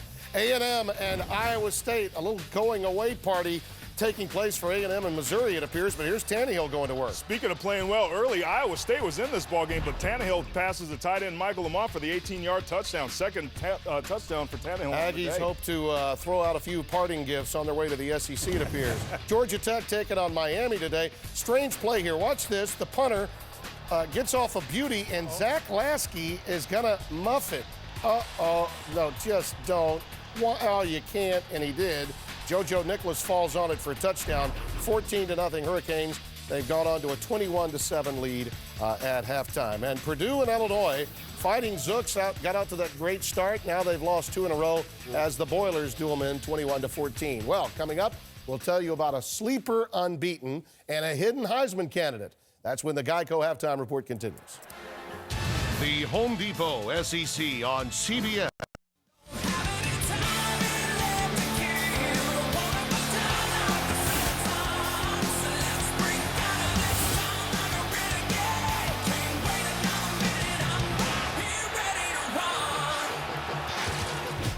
Welcome back to the Geico Halftime Report. A reminder, post-game coverage continues over on CBS Sports Network with SEC Tonight, presented by Geico. It's part of our extensive pre- and post-game SEC coverage. To find out how to get CBS Sports Network, go to cbssportsnetwork.com. Now let's get back to the blitz. Marshall taking on Houston. Case Keenum is the winningest quarterback in school history at Houston with a career record, look at that, of 30-13, and here he is going to work. Great story. Case Keenum connects with Patrick Edwards here for a 70-yard touchdown pass early in the first quarter. Again, he sets the NCAA record for total yards, surpassing Timmy Chang of the Rainbow Warriors. They still call them Rainbow or just Warriors now, right? Tell you what, he's been there longer than Major Ogilvy was at Alabama. All right, take a look at this score, will you? Wake Forest coming in and beating Duke today. Had to come from behind to do it. 24-23 the final. Maryland and Florida State. Seminoles finally getting it back together again now that Manuel has returned. 14 of 19, 226, 17-3 at the half against the Terps. And Cincinnati, what a performance by Zach Collaros today. Yeah, they don't have a Case Keenum, but they got this guy, Zach Collaros, who runs it in for the 2-yard touchdown. He's a pretty good quarterback, too. Yeah, you could say that. 37-34 the final. Elsewhere, East Carolina, we show you this because Dominic Davis, and you've seen plenty of him over on the CBS Sports Network, Aaron, 26 of 26 in the first half, an NCAA record for Ruffin McNeil's team. Still plenty of time left in that game. Well, a reminder, next week, it's going to be one of the fiercest rivalries in the SEC. Georgia and Florida. Coverage begins at 2:30 Eastern with a CBS College Football special presented by Ram, followed at 3 o'clock by Autotrader.com College Football Today. And there's more football tomorrow with the NFL on CBS. Regional action. Many will see the Chargers face the Jets and the Steelers take on the Cardinals. It all starts at noon Eastern with the NFL Today. Thanks for watching the Geico Halftime Report. Before we go, we'd like to send out a get well wish to our makeup artist, Mindy Drazen. We're thinking about you, Mindy. Hope you feel better soon. Coming up, the second half of Auburn and LSU. You enjoy the rest of the game. CBS Sports presents the Geico Halftime Report. Geico. 15 minutes could save you 15% or more on car insurance. This is where the Auburn spirit is realized. This is where we believe it's a practical world, and we'll be ready. This is where faculty are mentors, and passionate tradition meets the present and connects us to something larger. This is where we believe in each other, and we're all in to be more than a university. We're family, the Auburn family, and there's nothing else like it. This is Auburn University. LSU up 21-3 as we get set for the start of the second half.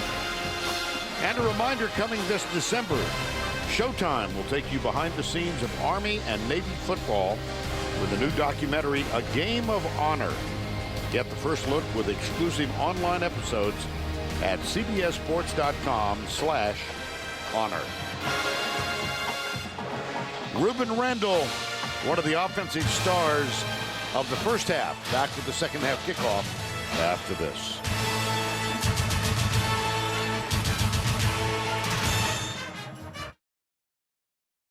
Purple and gold are more than LSU's colors. They define us. Purple is the passion that drives our pursuit of golden achievements. They're the unstoppable combination that propelled Shaq to 4 NBA championships, took rockers better than Ezra platinum, and helped Maxime Faget's spacecraft punch a hole in the mesosphere, blasting the first American into space. Whether you want to be a superstar, a rock star, or send people closer to the stars, we transform your potential into greatness. Love purple, live gold.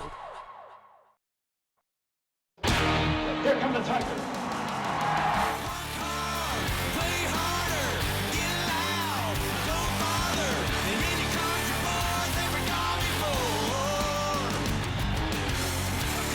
LSU touchdown.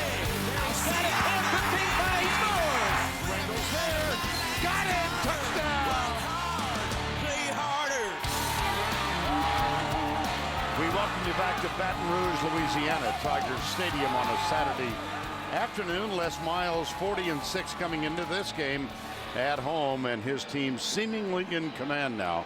Up 21-3. It was 7-3 at the end of one quarter, and a real ball game until the latter stages of the first half, when Ruben Randall was on the receiving end of two long touchdown passes to put LSU up 21-3.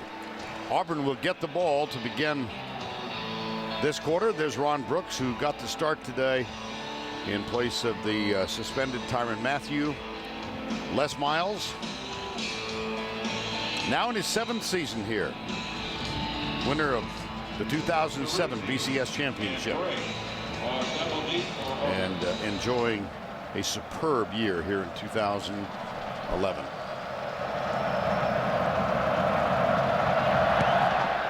Here is the kick from Hairston. Oh boy. No, it's the ball. Okay, yes, it is the ball. And it's got to come all the way out. It is the ball. It has to come all the way out. But it was scary because the foot was on the line.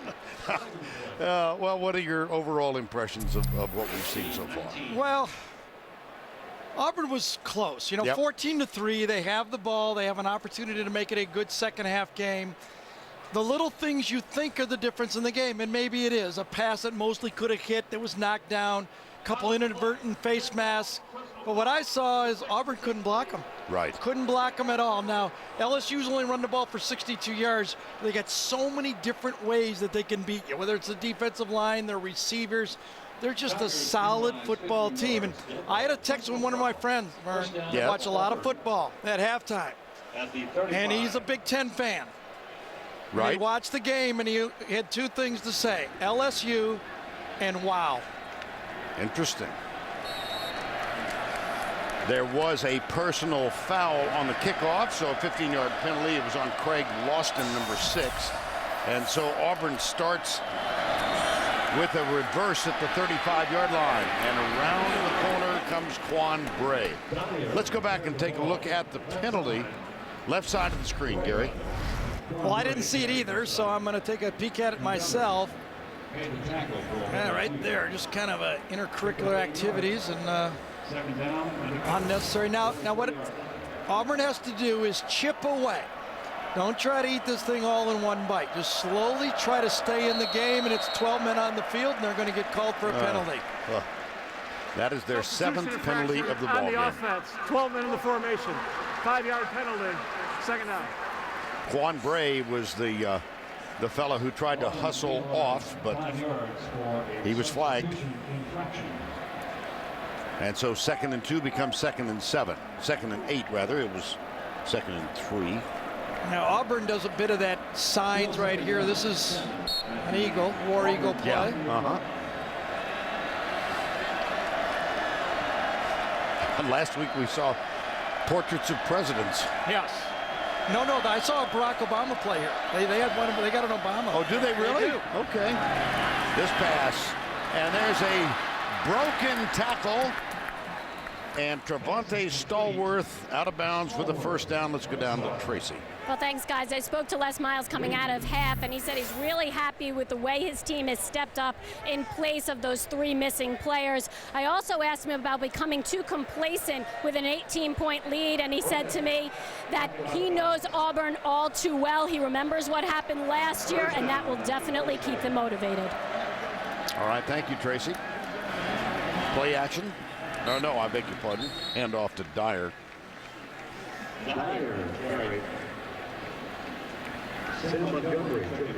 Second down. Dyer just can't really get started. You know, he had that one game, South Carolina, when he carried the ball 40-plus times in that game. Just can't get the rhythm because that offensive line is getting manhandled. Oh, he's Kyle got Frazier.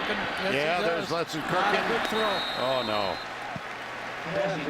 The big tight ends do not like that ball below the waist. Frazier's got to deliver. It's a sneak play. Letson Kirkin to one side, and he sneaks the other way. They like it up above the waist, below the waist. They drop him as much as they catch him. Kyle Frazier now 0 for 2. Mosley back in on 3rd down. LSU only has 10 men on the field, and they're going to call timeout.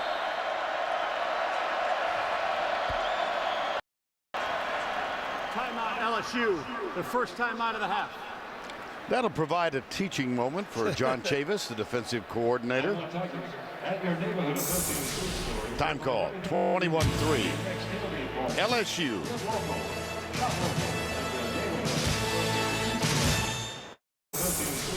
Time call, 21-3. LSU.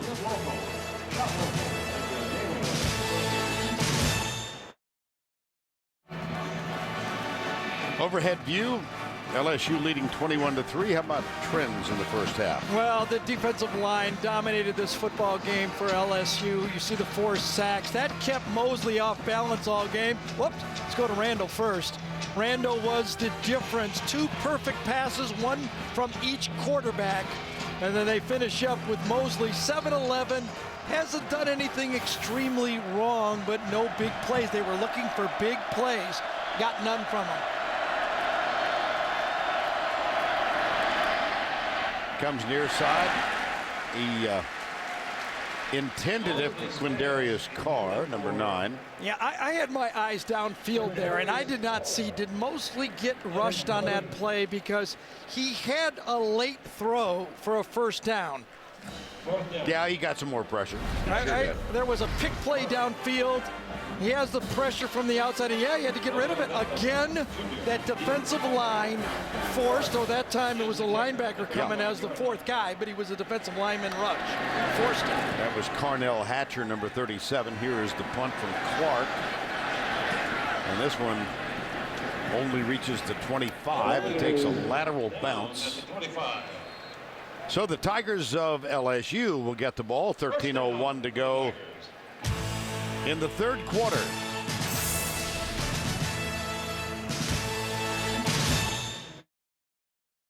Watch football all the way. Very comfortable. Yep. Yep. You need a coffee pot on the bus. That would be nice. I'm here to help. First down. Jared Lee goes deep again. He's got his man wide open again. Chase Clement, the tight end. This is how LSU started the first drive. Got the tight end going this way. Got another one coming across. D'Angelo Peterson going the other way, but if you don't cover the big guy, he's not going to throw to the second guy. On that time, Clement, that was just clearing, but nobody covered him. That was only the 2nd catch this year by Clement.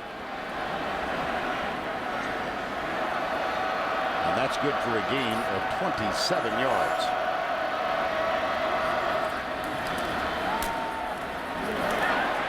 Michael Ford. McNeil catches up with him, but not until he's reached the 24-yard line, a 23-yard gain.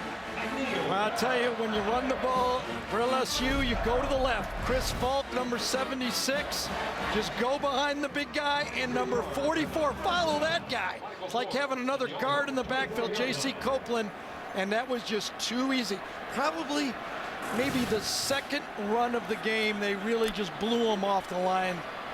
And you see the 3 guys, Hilliard, Ford, and Blue, will start to make more of an impact here in the 2nd half. And now Copeland, the 280-yard fullback, 80-pound fullback. Well, he produces 200 yards. Yes, he does. Michael Ford surging over right tackle this time. That's Alex Hurst and Josh Williford. And we haven't mentioned the center, T-Bob Hebert. Yeah, we had a delightful visit with T-Bob. He's a part-time guard, part-time center. And we saw him against Tennessee, got off to a rough start in that game. He said, I just had to settle down, get low, go back to basics, and I found my rhythm in that football game. Dad Bobby, of course, longtime quarterback for the New Orleans Saints. T-Bob, so named by his grandmother, Paula Hebert. Here's Ford. And he really is a delightful guy there. He spent most of his life in Georgia. And Take a look at his work now. Yeah, remember he's calling out the assignments, and let's see if he gets to the first level block. He snaps it left-handed, as you could see it right there. He helps with one guy and then fits on the second level. His full name is Robert Joseph Hebert III, and T-Bob is short for Petite Bob. Kenny Hilliard in as this LSU group continues. Corey Lemonier, we haven't called his name No, today. not much. Not coming off the edge. He's been handled by these tackles. That time, Jeff Whitaker also that time. We gave T-Bob a little pop on the last one. That time, Whitaker on the nose kind of won that battle.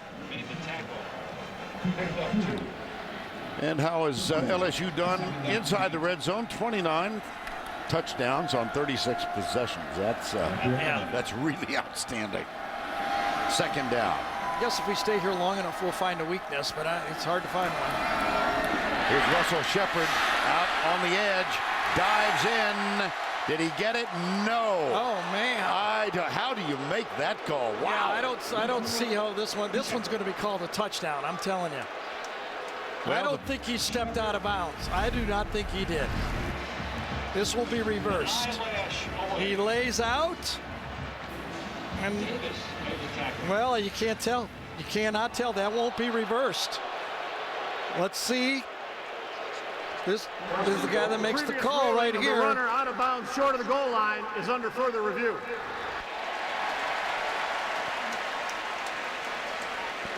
Looks to me like he crossed, but he never hit the pylon with the football.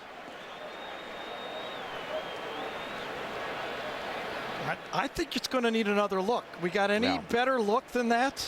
Well, now we're back to the indisputable visual evidence. Now you can't really from that one tell if he went over the top. 45, Missouri 24. At the half, Boise. Field judge Blake Perks made the call, and he was in excellent position to make. The logic kind of tells you that he crossed the plane, but I don't see any visual evidence to overturn it in my mind. Rocky Good is the replay official today, so he's charged with the responsibility. Well, now that I know that. Rocky spent a year with us up here. Third quarter. Well, we'll give you one more view, see if this helps. Oh yeah, that's a touchdown. There's the look you want. See, the ball goes in front of the pylon that time. Right. That last look, I think, is going to get, if the replay official Rocky Good stayed with that last look, if we could go back and freeze it, the ball blocks the pylon from the end zone. I think that's the definitive look. Just like a field goal, watch the ball go in front of the pylon. I think they're going to call that a touchdown now. That's kind of like having a nickel on an yes, upright, there we right? go. Right. Yeah. Okay. I will say they're going to call it a touchdown now. That last look. Now, logic told me before, but you need evidence. After review, the ruling is touchdown.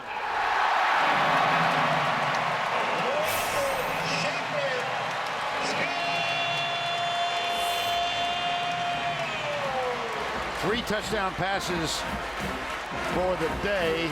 Two now from Jarrett Lee, and he was the first guy down there to join Russell Shepard and argue the case. Yes.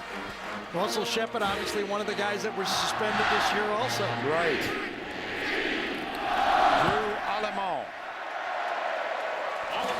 from Lafayette. It's Jarrett Lee to Russell Shepard. The original call reversed. Shepard with the touchdown.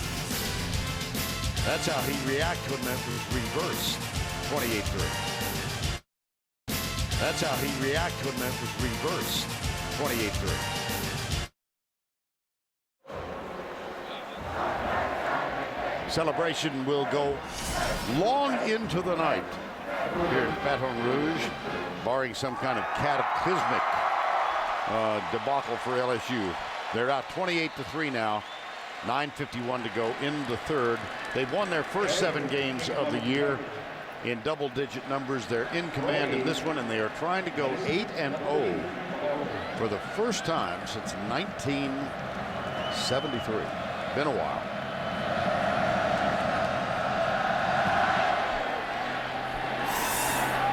Kickoff. Trey Mason. Oh, man. That ball's on the ground, isn't it? That ball's on the ground. Nobody could hold on to that. Yes, it is.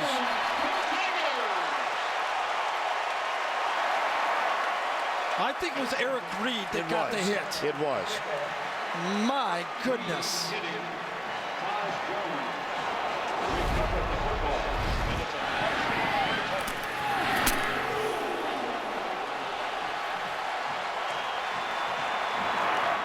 Mason got him low. He got hit up high by another player at the same time. I think there was 2 guys at the same time getting the hit. And I think the other one was Jarvis Landry, number 80, that got the other half of the hit. Well, Louisiana State is now plus 14 in turnover margin. Plus 14. Yeah, that's because they do not beat themselves. 1 interception all year. Two fumbles. 2 fumbles, exactly. They're tied with Wisconsin for fewest turnovers coming into today. There's a flag in the backfield. What a collision on the kickoff. Wow. Del Toro Freeman was a part of the tackle. Let's catch the flag.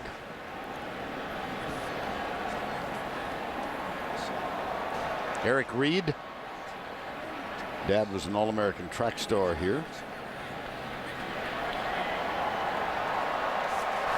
Holding, offense 74, 10-yard penalty, repeat first down. Well, we saluted Eric Reed, but the other half of that hit came from Jarvis Landry. Let's see if we can see that also. Reed goes low, Landry goes high, and that's the way that football comes out. He got sandwiched. And then Taj Jones recovered it. So after the holding call on Williford, now Beckham goes wide to the left. First down 20.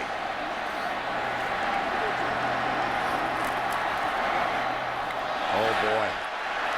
Kenny Hilliard to the 10, down finally at the 6. Well, I don't know how else to call this, but a crossbuck. Remember the old crossbuck? Yes. Wow. My old Al Dero got us here. You know, they fake it one way and they cross it back the other way. It's probably more familiarly called a counter play, but the crossbuck action, fake it and cross the formation. What a wonderful play. And the key block supplied by Chris Falk, number 76.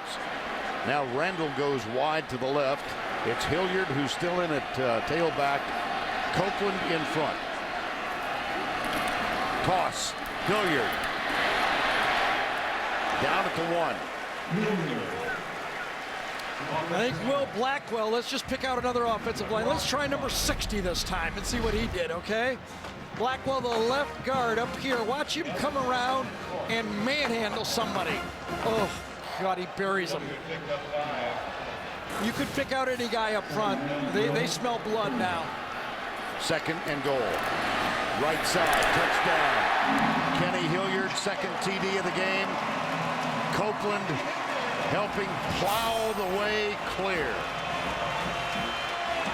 I'll tell you, Kenny Hilliard is going to earn reps against Alabama.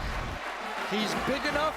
He'll be another change of pace. And when they go Ware, I bet they also go Hilliard in that football game.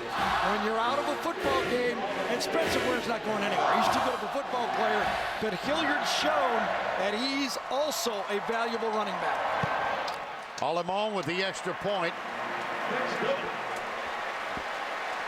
Eric Reed started it with the collision on the kickoff. Kenny Hilliard. The lead is now 32.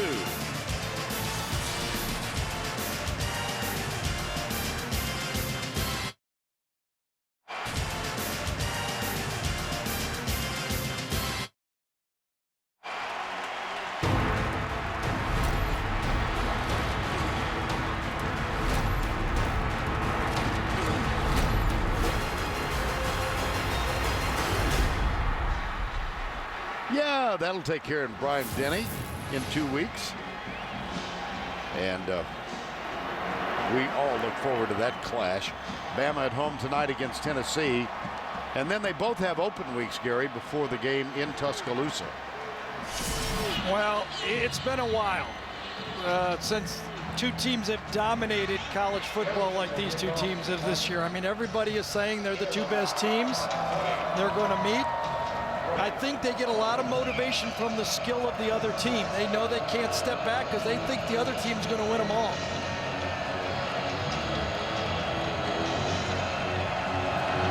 Kind of an unusual kickoff formation for LSU. This is Ontario McKinnon. Oh, man.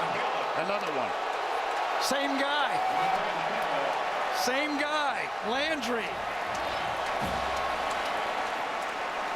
Oh. My gosh. He's, by the way, he's a wide receiver. Exactly. And he's a true freshman. Oh. That's back-to-back hits from Landry. They might have to draw lots for the next guy to return a kickoff for Auburn, don't you think? You saw it was McCaleb that time.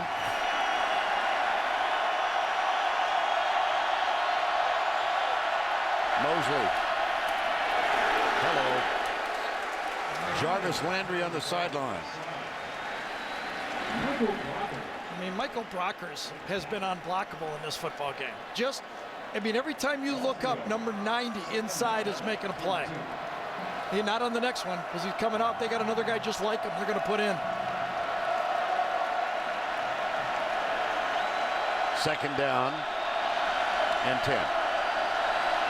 McCaleb in motion. Mosley fires it out, intercepted. It's going to go Ron Brooks for the touchdown.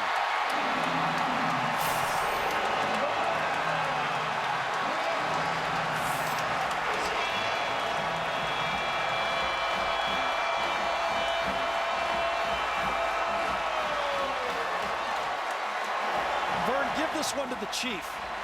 Defensive coordinator John Chavis. All game, number 13 has been coming off the edge.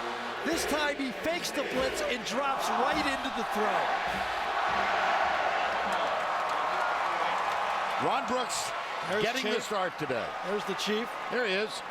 John Chavis, who is in his third year after 20 years on the staff of his alma mater at Tennessee, and a very emotional John Chavis last week after this LSU team won in Knoxville and presented John with the game ball. You know, that would have been Matthew, Tyrann Mathieu right there. And you wonder, you know, Matthew makes it, and he's on every highlight all night but watch, he's at the edge of the line of scrimmage, he drops, and instead of hitting the quarterback, he delivers a pick six.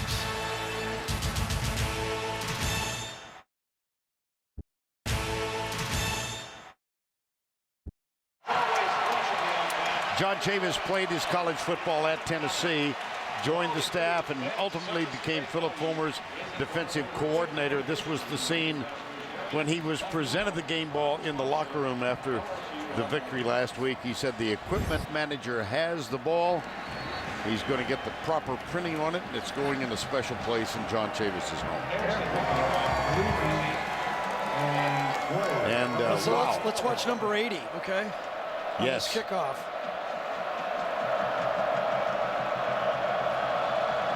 LSU has scored 21 points in the last 2 minutes and 14 seconds, and this will be Robertson.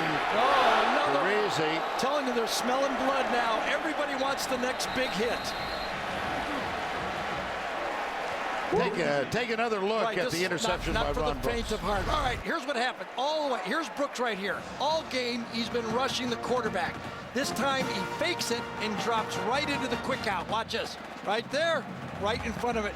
Mosley says, I got an easy first down throw. No, he doesn't. Or second down throw, excuse me. No, he didn't. First down and 20.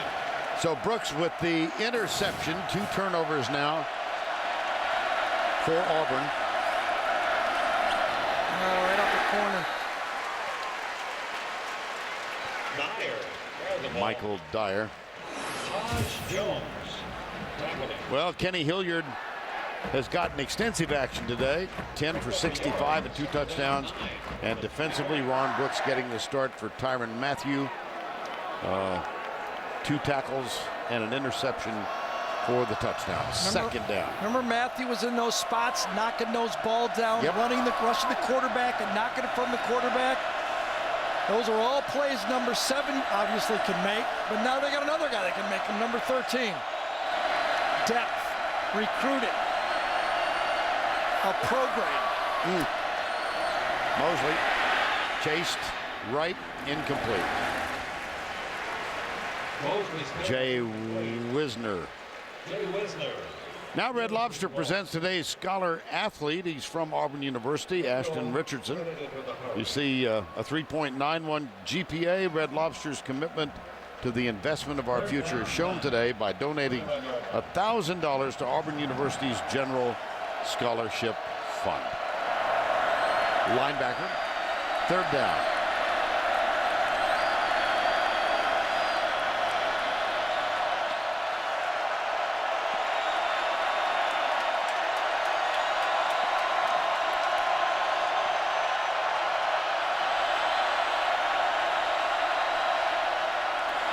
Play action. Mosley hit as he lets it go. Play. Wide open. The pass complete to D'Angelo Benton. Well, how about Clint Mosley? When you're back there getting chased like that all game, it's hard to keep your senses about you. He gets dodge 1, dodge 2. He's got it in his left hand, and then he realizes, keep my eyes downfield, and he makes a play for the Auburn football team. Ryan Baker's the man. Excuse me. I'm sorry. When you're LSU, you live with those. You just keep going after the quarterback. Yeah. This one up the middle. It's Kyle Frazier to the 45. And we're under 6 minutes to go, 3rd quarter. Yeah, and I think Les Miles will start looking at the clock. Meaning, he'll start looking at the clock and say, when do I get my starters out of here? Yes, he has an off week, but he would not want to lose a key player now. Mosley back. Got him again. See what I'm talking about? He may get away from you once, but he ain't going to do it all game. That's a true freshman, Jeremiah Raskill, number 59. 5th sack for LSU.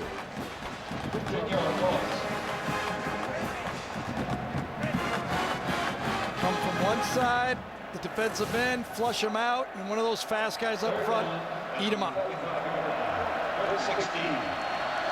3rd down, 16.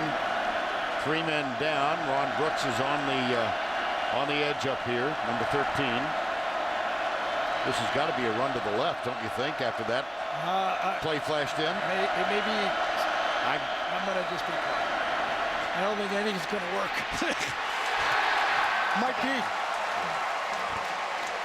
Right now, nothing's working on the Barack Obama offense, but I don't think any offense is going to work if you can't block the defensive line, and they can't block them. 6 sacks. That was Sam Montgomery. Remember, it was 7-3. Yes. Had that face mask penalty. It was inadvertent. I mean, nobody, it was a ball game, and all of a sudden, it's a breakout. Here's the Clark punt. It's Odell Beckham.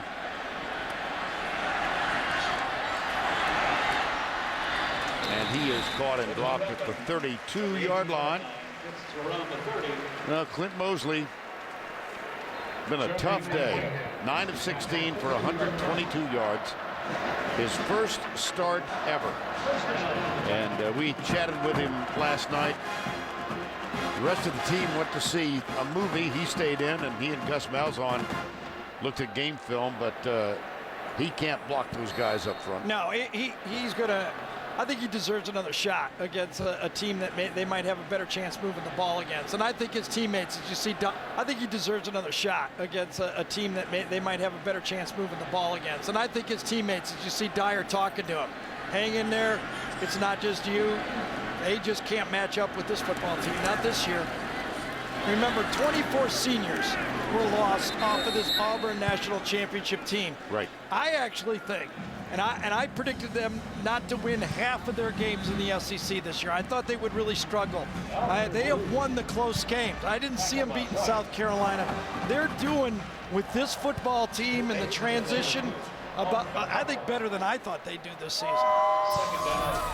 Well, they've won 5, one more to become bowl eligible in 2011. Remember, they only have 74 scholarship players this year. This is a transition year for Auburn. Second down. Jarrett Lee heaves it. He just didn't have enough to get it downfield, did he? Cadron Boone was open, number 86. Jarrett Lee now 12 of 16. Threw 1 interception this year. That was in the 4th quarter of game 3 at Mississippi State. And he's now, let's see, came in with 75 passes without an interception. Tack on 16, so 91. And over the last part of last year and the first part of this year, he had a streak of 131 no intercepts. That's the 2nd longest in LSU history. 3rd down. Next year. Chase Clement. Please pass complete to Chase Clement. Well, LSU has put on 35 points in the last 13 minutes. There's the offensive drives right there. TD, TD, TD, TD, and also the pick 6. Yes. Open next week at Alabama the week after that. And again, Alabama plays tonight against Tennessee.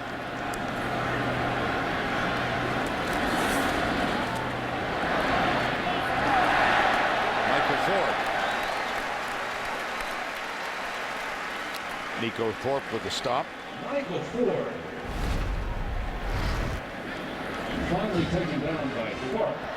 Nice ball in. Oh, that was close. He almost had to pitch it to him on the back end. And Ford, we had the game against Florida, and Ford really didn't see the field that day. Remember that? We asked Les, and he goes, "You didn't practice well."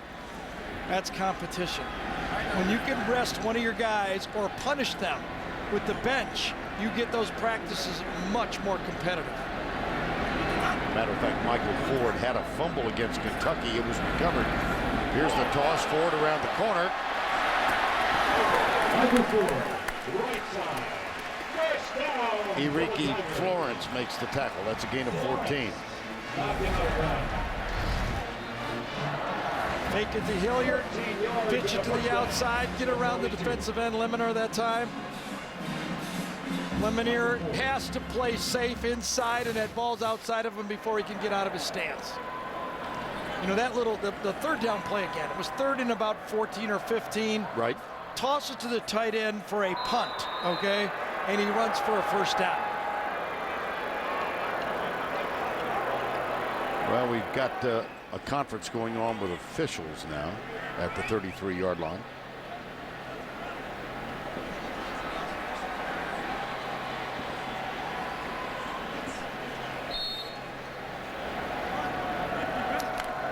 If there was a problem, it's been solved. 94 seconds to go, 3rd quarter.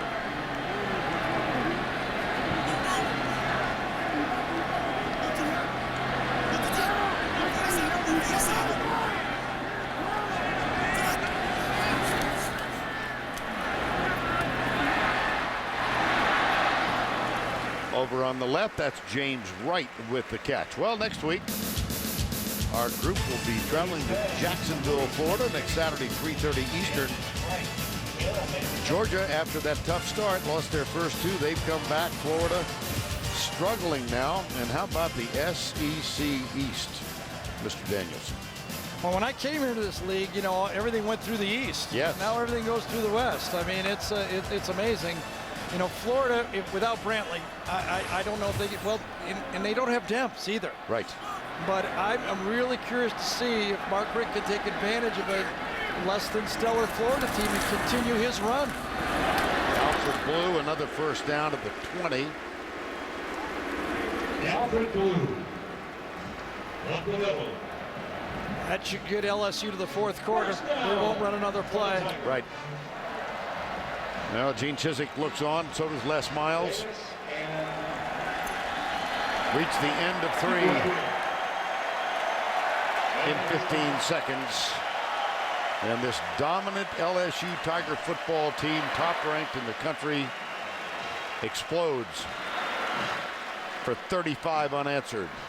That's the end of the third quarter with the score 42-3. We'll return to Tiger Stadium right after this word from your local station.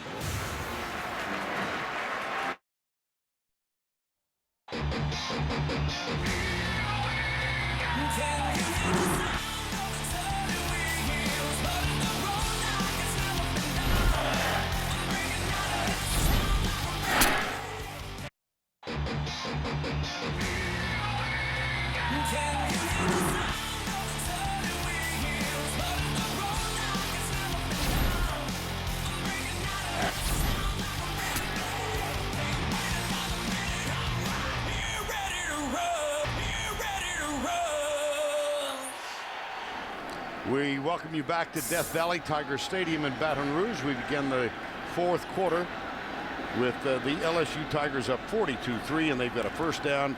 Jarrett Lee to throw. Goes into the end zone, up and dropped, incomplete. Good defensive play that time. You can tell they're trying to feed some of the young receivers here at the end of the football game. Nice throw, right goes up. Good defense that time. That's how you got to play that ball. Play through the receiver. That was to Charvin Bell defending on the play, and so it'll be second down and 10. By the way, Jordan Jefferson has not been on offense once in this half. Well, since he threw the touchdown pass, he hasn't been on the field. I formation. They hand it off. Alfred Blue. Well, we had a really interesting game at 7-3. It was then interesting at 14-3. No, it's not interesting. I'm not suggesting that. Well, the similarities. Yes, Let's talk about this. Sure. I mean, this team won a national championship in the Superdome under Nick Saban. They won a national championship in the Superdome under Les Miles, and this year they're playing in the Superdome again. But the team is very similar also. A quarterback that can run the team, not make a lot of mistakes. Matt Flynn this time, Matt Mock. Now they've got Jarrett Lee, a backup quarterback, and a tenacious defensive line. The formula is there. And Alabama will have something to say about that in 2 weeks. This one, oh, brother. Slipped down. Good throw.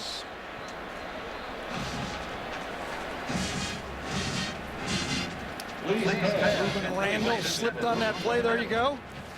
Superdome championships. I actually did 2 of those games. The Florida State game against Michael Vick. Right. The LSU game against Oklahoma. And not the last one. Fourth down. Might be doing the national championship game here again, though. Alabama, LSU. Yeah, in a couple of weeks. Alamo, and then who knows what's going to... I wonder, do you have an early thought about Alabama, Tennessee? If you do, hold it. For 2 weeks or just through this commercial? Just for the commercial.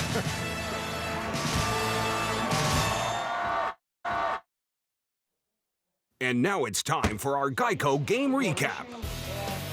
Well, let's begin with the headlines of the week. 3 LSU players suspended. And then Clint Mosley, the Auburn quarterback, making the first start of his collegiate career.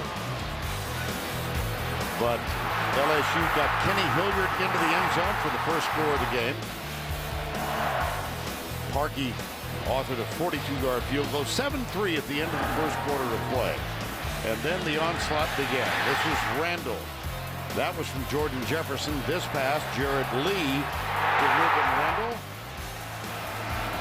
Quick flip out. Russell Shepard dives for the end zone. It was ruled a touchdown, 28-3. Kenny Hilliard, second touchdown of the day. And then Ron Brooks stepped in front of this Mosley pass, took it all the way into the end zone, and just a moment ago, Allemont with the field goal, and we are at 45-3. Most points ever scored by LSU against the Auburn Tigers.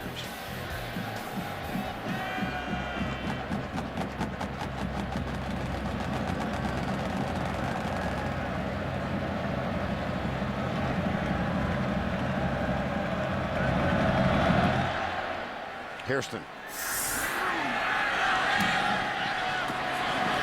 Robinson. Teresi. Yes. Jeez, oh my.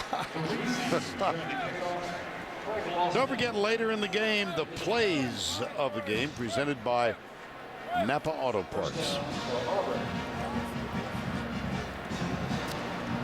Well, you know, this has really been a murderer's row here for Auburn. You know, they went at South Carolina, at Arkansas. They won one of those two, obviously South Carolina. Right. Florida at home. They won that football game. Now here a loss.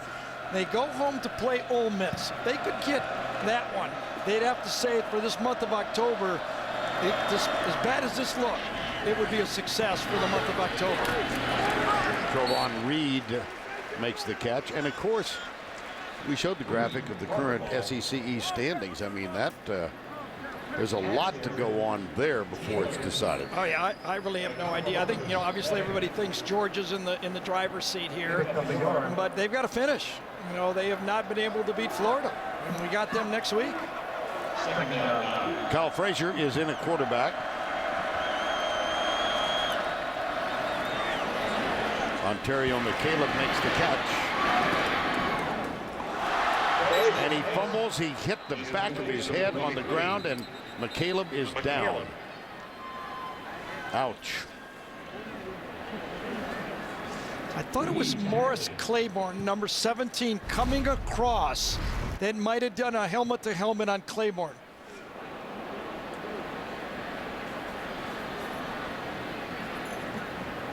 See it? Was it 37? Yeah. It was 37. I'm sorry, it was Hatcher. Hatcher, yep. I saw that 7. It was Hatcher. Watch Hatcher come across, and then he finishes the play with his helmet hitting the turf at the same time. Hatcher, helmet to helmet, and then his head hits the ground. Hope he's okay. Seems to be.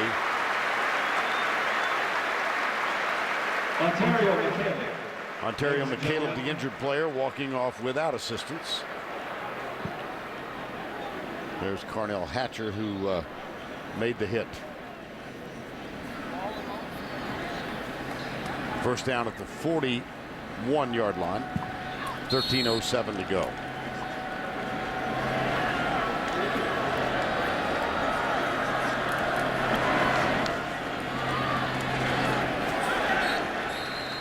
That's Anthony Johnson with the tackle. Let's go back to the studio for this John Hancock update. Here's Tim Brando. Vern, Air Force had cut it to 7 on the Smurf turf, but Boise State will answer as Kellen Moore gets his 3rd touchdown pass of the day, this one to Doug Martin. Now in the BCS standings, they sit 5th ahead of Wisconsin. If the Badgers get a big win with a margin of victory over Michigan State, might they bypass Boise State, Gary? I hear that the question is why are they ahead of them in the first place, I guess is what I have to say. I'm ready for it. I'm ready for all of it. But I really think Wisconsin's one of the better teams in the country. And I think, you know, they got a tough one against Michigan State, but I think they're going to win tonight. Do you? Yes. I like Wisconsin. Second down.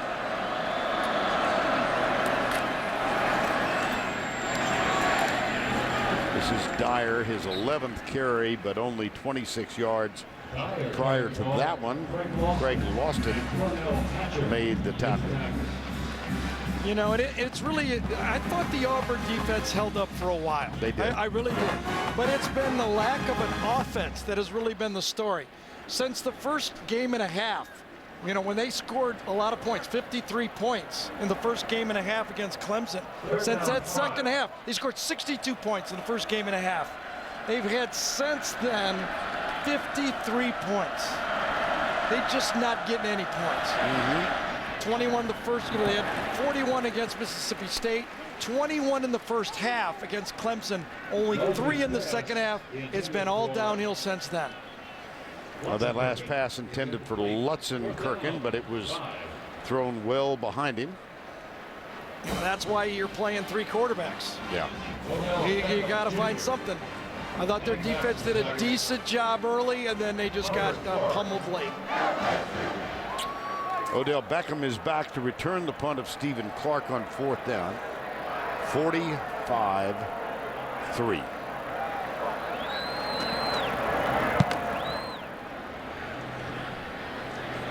Fair catch. Fair catch. 43-yard punt. Nothing on the return. LSU has the ball back. About to go 8-0, and they will enjoy a week off. To help you enjoy your Saturday evening. Jordan Jefferson, who has not been on the field in the second half, is out there now. And I'm guessing we'll see him. I don't know.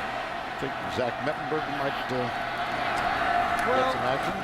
Maybe not, because they might want to get snaps for Jordan Jefferson for the Alabama game. Right. Well, let's get down to the sidelines. Here's Tracy Wolfson. Well, thanks, Vern. But if you take a look at this field behind me, it is completely beat up. And LSU has no idea why. They've been trying to figure it out all game long. But the offensive linemen have been slipping, so they switched over their shoes to rubber bottom shoes to put more cleats on it. The last thing they want is for a player to get injured because of this field, guys. Interesting. Thank you, Trace. Vern, you think it could be too many day games? No. I know you want to react to that, don't you? Thanks. About as much as you wanted to talk about Boise State and Wisconsin. I'm just lobbing it to you. There you go. I appreciate that. The BCS top 10, here's what's going on. LSU's going to win. Alabama takes on Tennessee in Bryant-Denny tonight. Oklahoma, Texas Tech this evening. Oklahoma State wins. Boise State up by 14. Wisconsin, Michigan State. Clemson won big. Stanford. They did. Yeah. How about that? And Stanford, too. First down. And Oklahoma State is the darling of the computers. Jefferson. Well, let's let you talk a little bit about that. And I do want to go back. You know, I'm calling LSU and Alabama so far resume-wise and what you're seeing, the #1 seed should they stay undefeated. I think no one's going to pass Oklahoma, and then in alphabetical order, Boise State, Oklahoma State, Stanford, and Wisconsin. But I got to say, Oklahoma State with that computer might just, if they win them out and beat Oklahoma, might get in that game no matter what Wisconsin, Stanford, or Boise State does. And of course, that Oklahoma State-Oklahoma matchup is the first weekend in December. And remember, back in 2006, everyone said that Ohio State and Michigan were unbeatable. And all it was a chance for Florida to go into that game and show them that no one's unbeatable. Third down.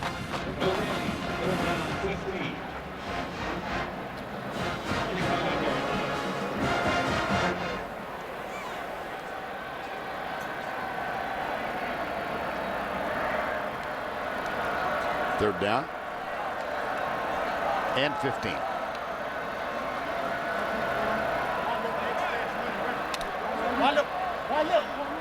And the reason I think LSU is keeping their offensive line in is because Jordan Jefferson's in. He wants Jefferson healthy for Alabama. That one too high, and so Cadron Boone can't get up to make the catch. Let's go back to New York and check in with Tim. All right, Vern, I want to update you on that Boise State Air Force score. Tim Jefferson's a good QB. He goes 51 yards to Zach Kauth to set up what would be a 1-yard touchdown run. The extra point was blocked. It's 34-26, but Gary, what you can't get past is Boise State's beaten Georgia. If Georgia keeps winning, there's no victory for Wisconsin that comes close to that non-conference. Back to you. Right. Tim ought to do a radio show. You know, we should. Yeah. That might be bobbled.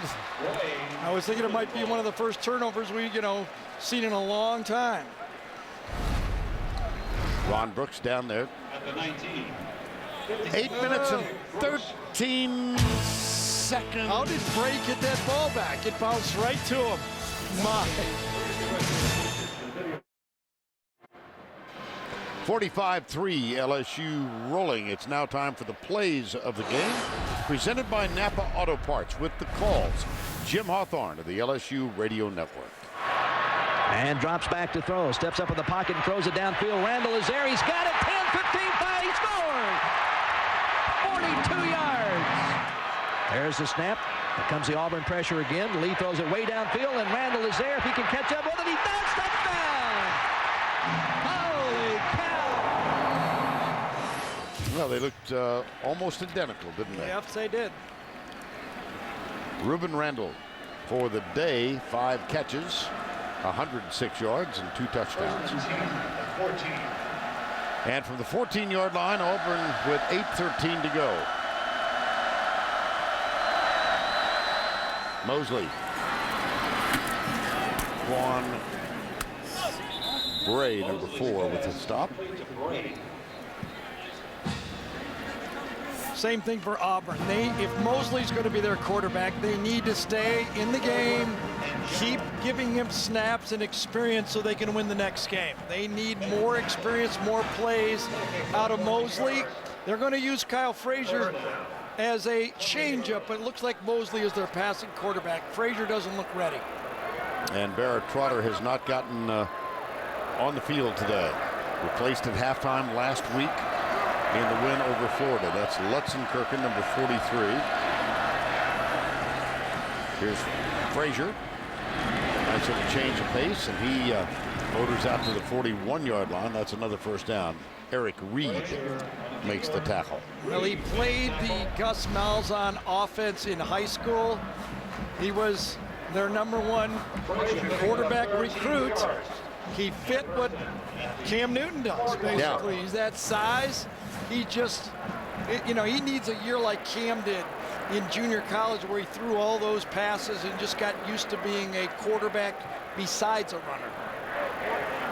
There's Gus Malzahn, longtime high school, wonderfully successful high school coach in Arkansas. Play action, Frazier still has it. Stopped at the 47-yard line. Craig lost it. Well, coming up in 2 weeks, it will be LSU and Alabama. Alabama playing tonight. They've got A.J. McCarron, who won his battle in the summer for the starting spot, having a very good year. And A.J. McCarron has answered every call. Everything that the Alabama coaches thought he could be, he has been maybe even better. Jared Lee has kind of saved the season here for LSU. Second down. That's McCaleb. Good to see him back. I got to say that's a push so far, don't you? Okay, yes, I would think. And that's good for a first down. Well, how about the running backs between the two of them? Well, I'm going to give a slight edge to Trent Richardson. I just think he's just too good of a football player. But as the LSU fans have been yelling to me everywhere I go, their package and Spencer Ware is pretty impressive. So I'm going to give a little check mark to Alabama, but it's not going to be a difference, I don't think, in the football game. Interesting.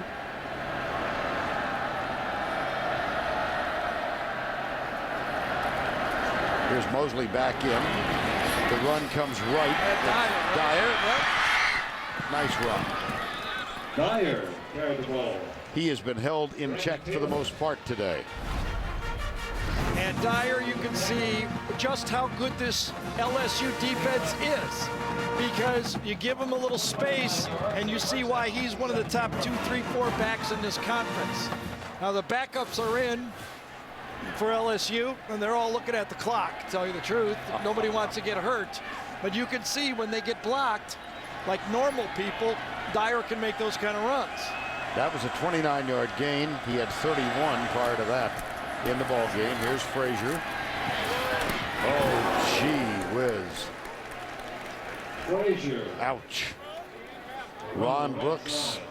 You know, Ron Brooks has earned himself some more playing time, I think, in this football game.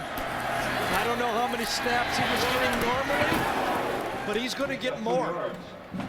He's big, he's physical, he's fast. Yes, he is. We were chatting with Brandon Taylor, number 18, about Brooks. He said, hey, he brings 4.3 speed in the 40 in here. You know, we're going to probably see Auburn 2 more times here this year, Vern. Well, 3 weeks from now at Georgia. And then, of course, the last game of the year, Alabama-Auburn. Yeah. Taj Jones. That was a pass to Bray out on the left side. So if you're Gene Chiswick, you got to look big picture. And they need Emory Blake back. They need him back. I just don't see, without number 80, Emory Blake, I just don't see the offense clicking. They just don't have, they need that one wide receiver veteran that knows how to get open, and Blake was their guy. Leading receiver coming into this game. He injured an ankle in the win at South Carolina. Played 1 play since then. And they thought they might get him. This one is complete out on the left to Lutzenkirchen. They thought they might get him on the field today, but he couldn't make a go of it in pregame warmups. Young man out of Austin, his dad, Jeff, longtime quarterback in the NFL, Jeff Blake. Tough to sit and stand and watch this, huh? Oh, yeah. You know, you only get one, year to play. You put a lot of off-season work into this, and now you get out, these Saturdays are what you work for, and he doesn't get a chance to go out there. Second down. Up the middle, it was Mosley. Run all the way. I thought LeVar Edwards, number 89, had a hold of him and just wouldn't let go. Kind of yanked him back.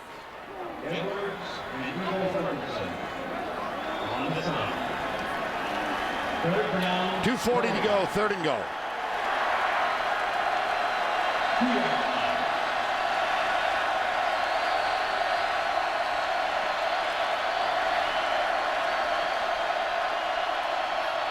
Toss. McCaleb, touchdown. Lutzenkirchen got a big block at the edge of this play, and I think it was against Brooks. Watch 43 right here, get out and get number 13, Ronnie Brooks, right there. I don't know if he tripped himself, but he got up very gingerly after the play. Cody Parkey on for the extra point. And so the first touchdown of the day for the Auburn Tigers. 10 plays, 86 yards. And McCaleb scores from 2 yards out. 45-10.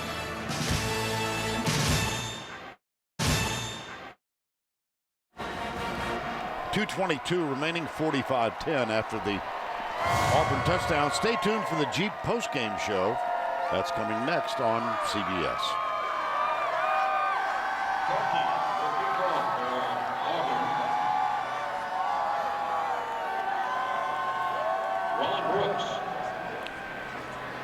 Parkey will kick off.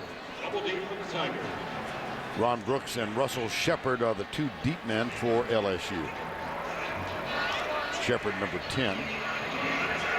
Brooks number 13. 2:22 to go.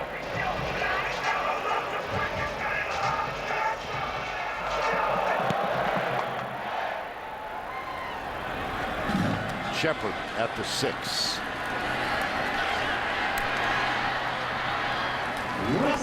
Out to the 33.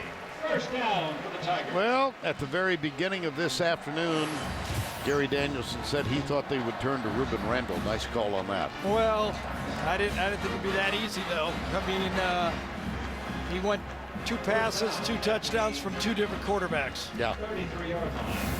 So 5 for 106 for Randall. And Zach Mettenberger has come on now as the 3rd quarterback. Spent last year at Butler Community College.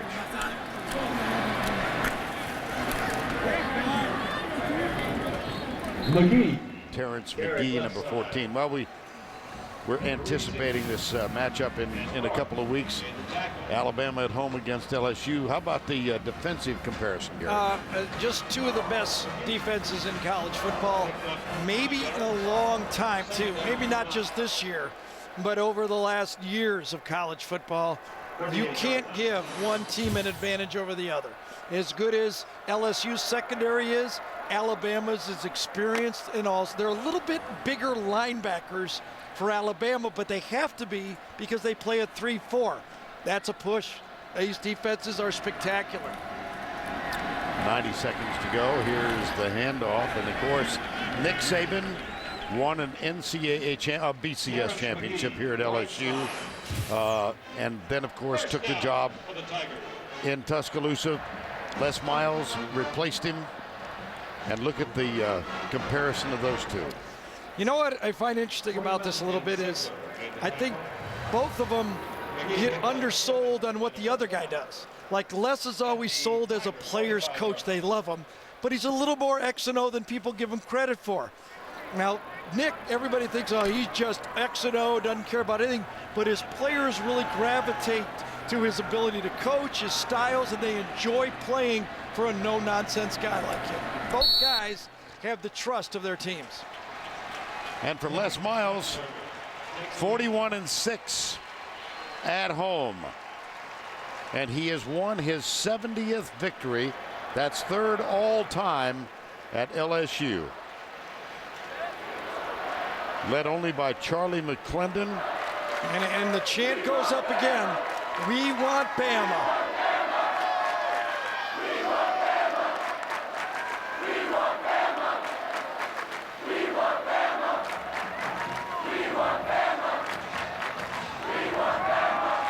As the old response goes, you're going to get them. We'll be there to watch it. 45-10, 8-0. Milwaukee guys will walk. Final score, LSU 45. They were really, really good in almost every phase of the game. They got a big contribution from Kenny Hilliard. For Gary Danielson, Tracy Wolfson, I'm Vern Lundquist saying so long from Baton Rouge. The final 45-10. We'll see you next week from Jacksonville. We'll see you in 2 weeks from Tuscaloosa. The Jeep post-game show is up next after these messages and a word from your local stations.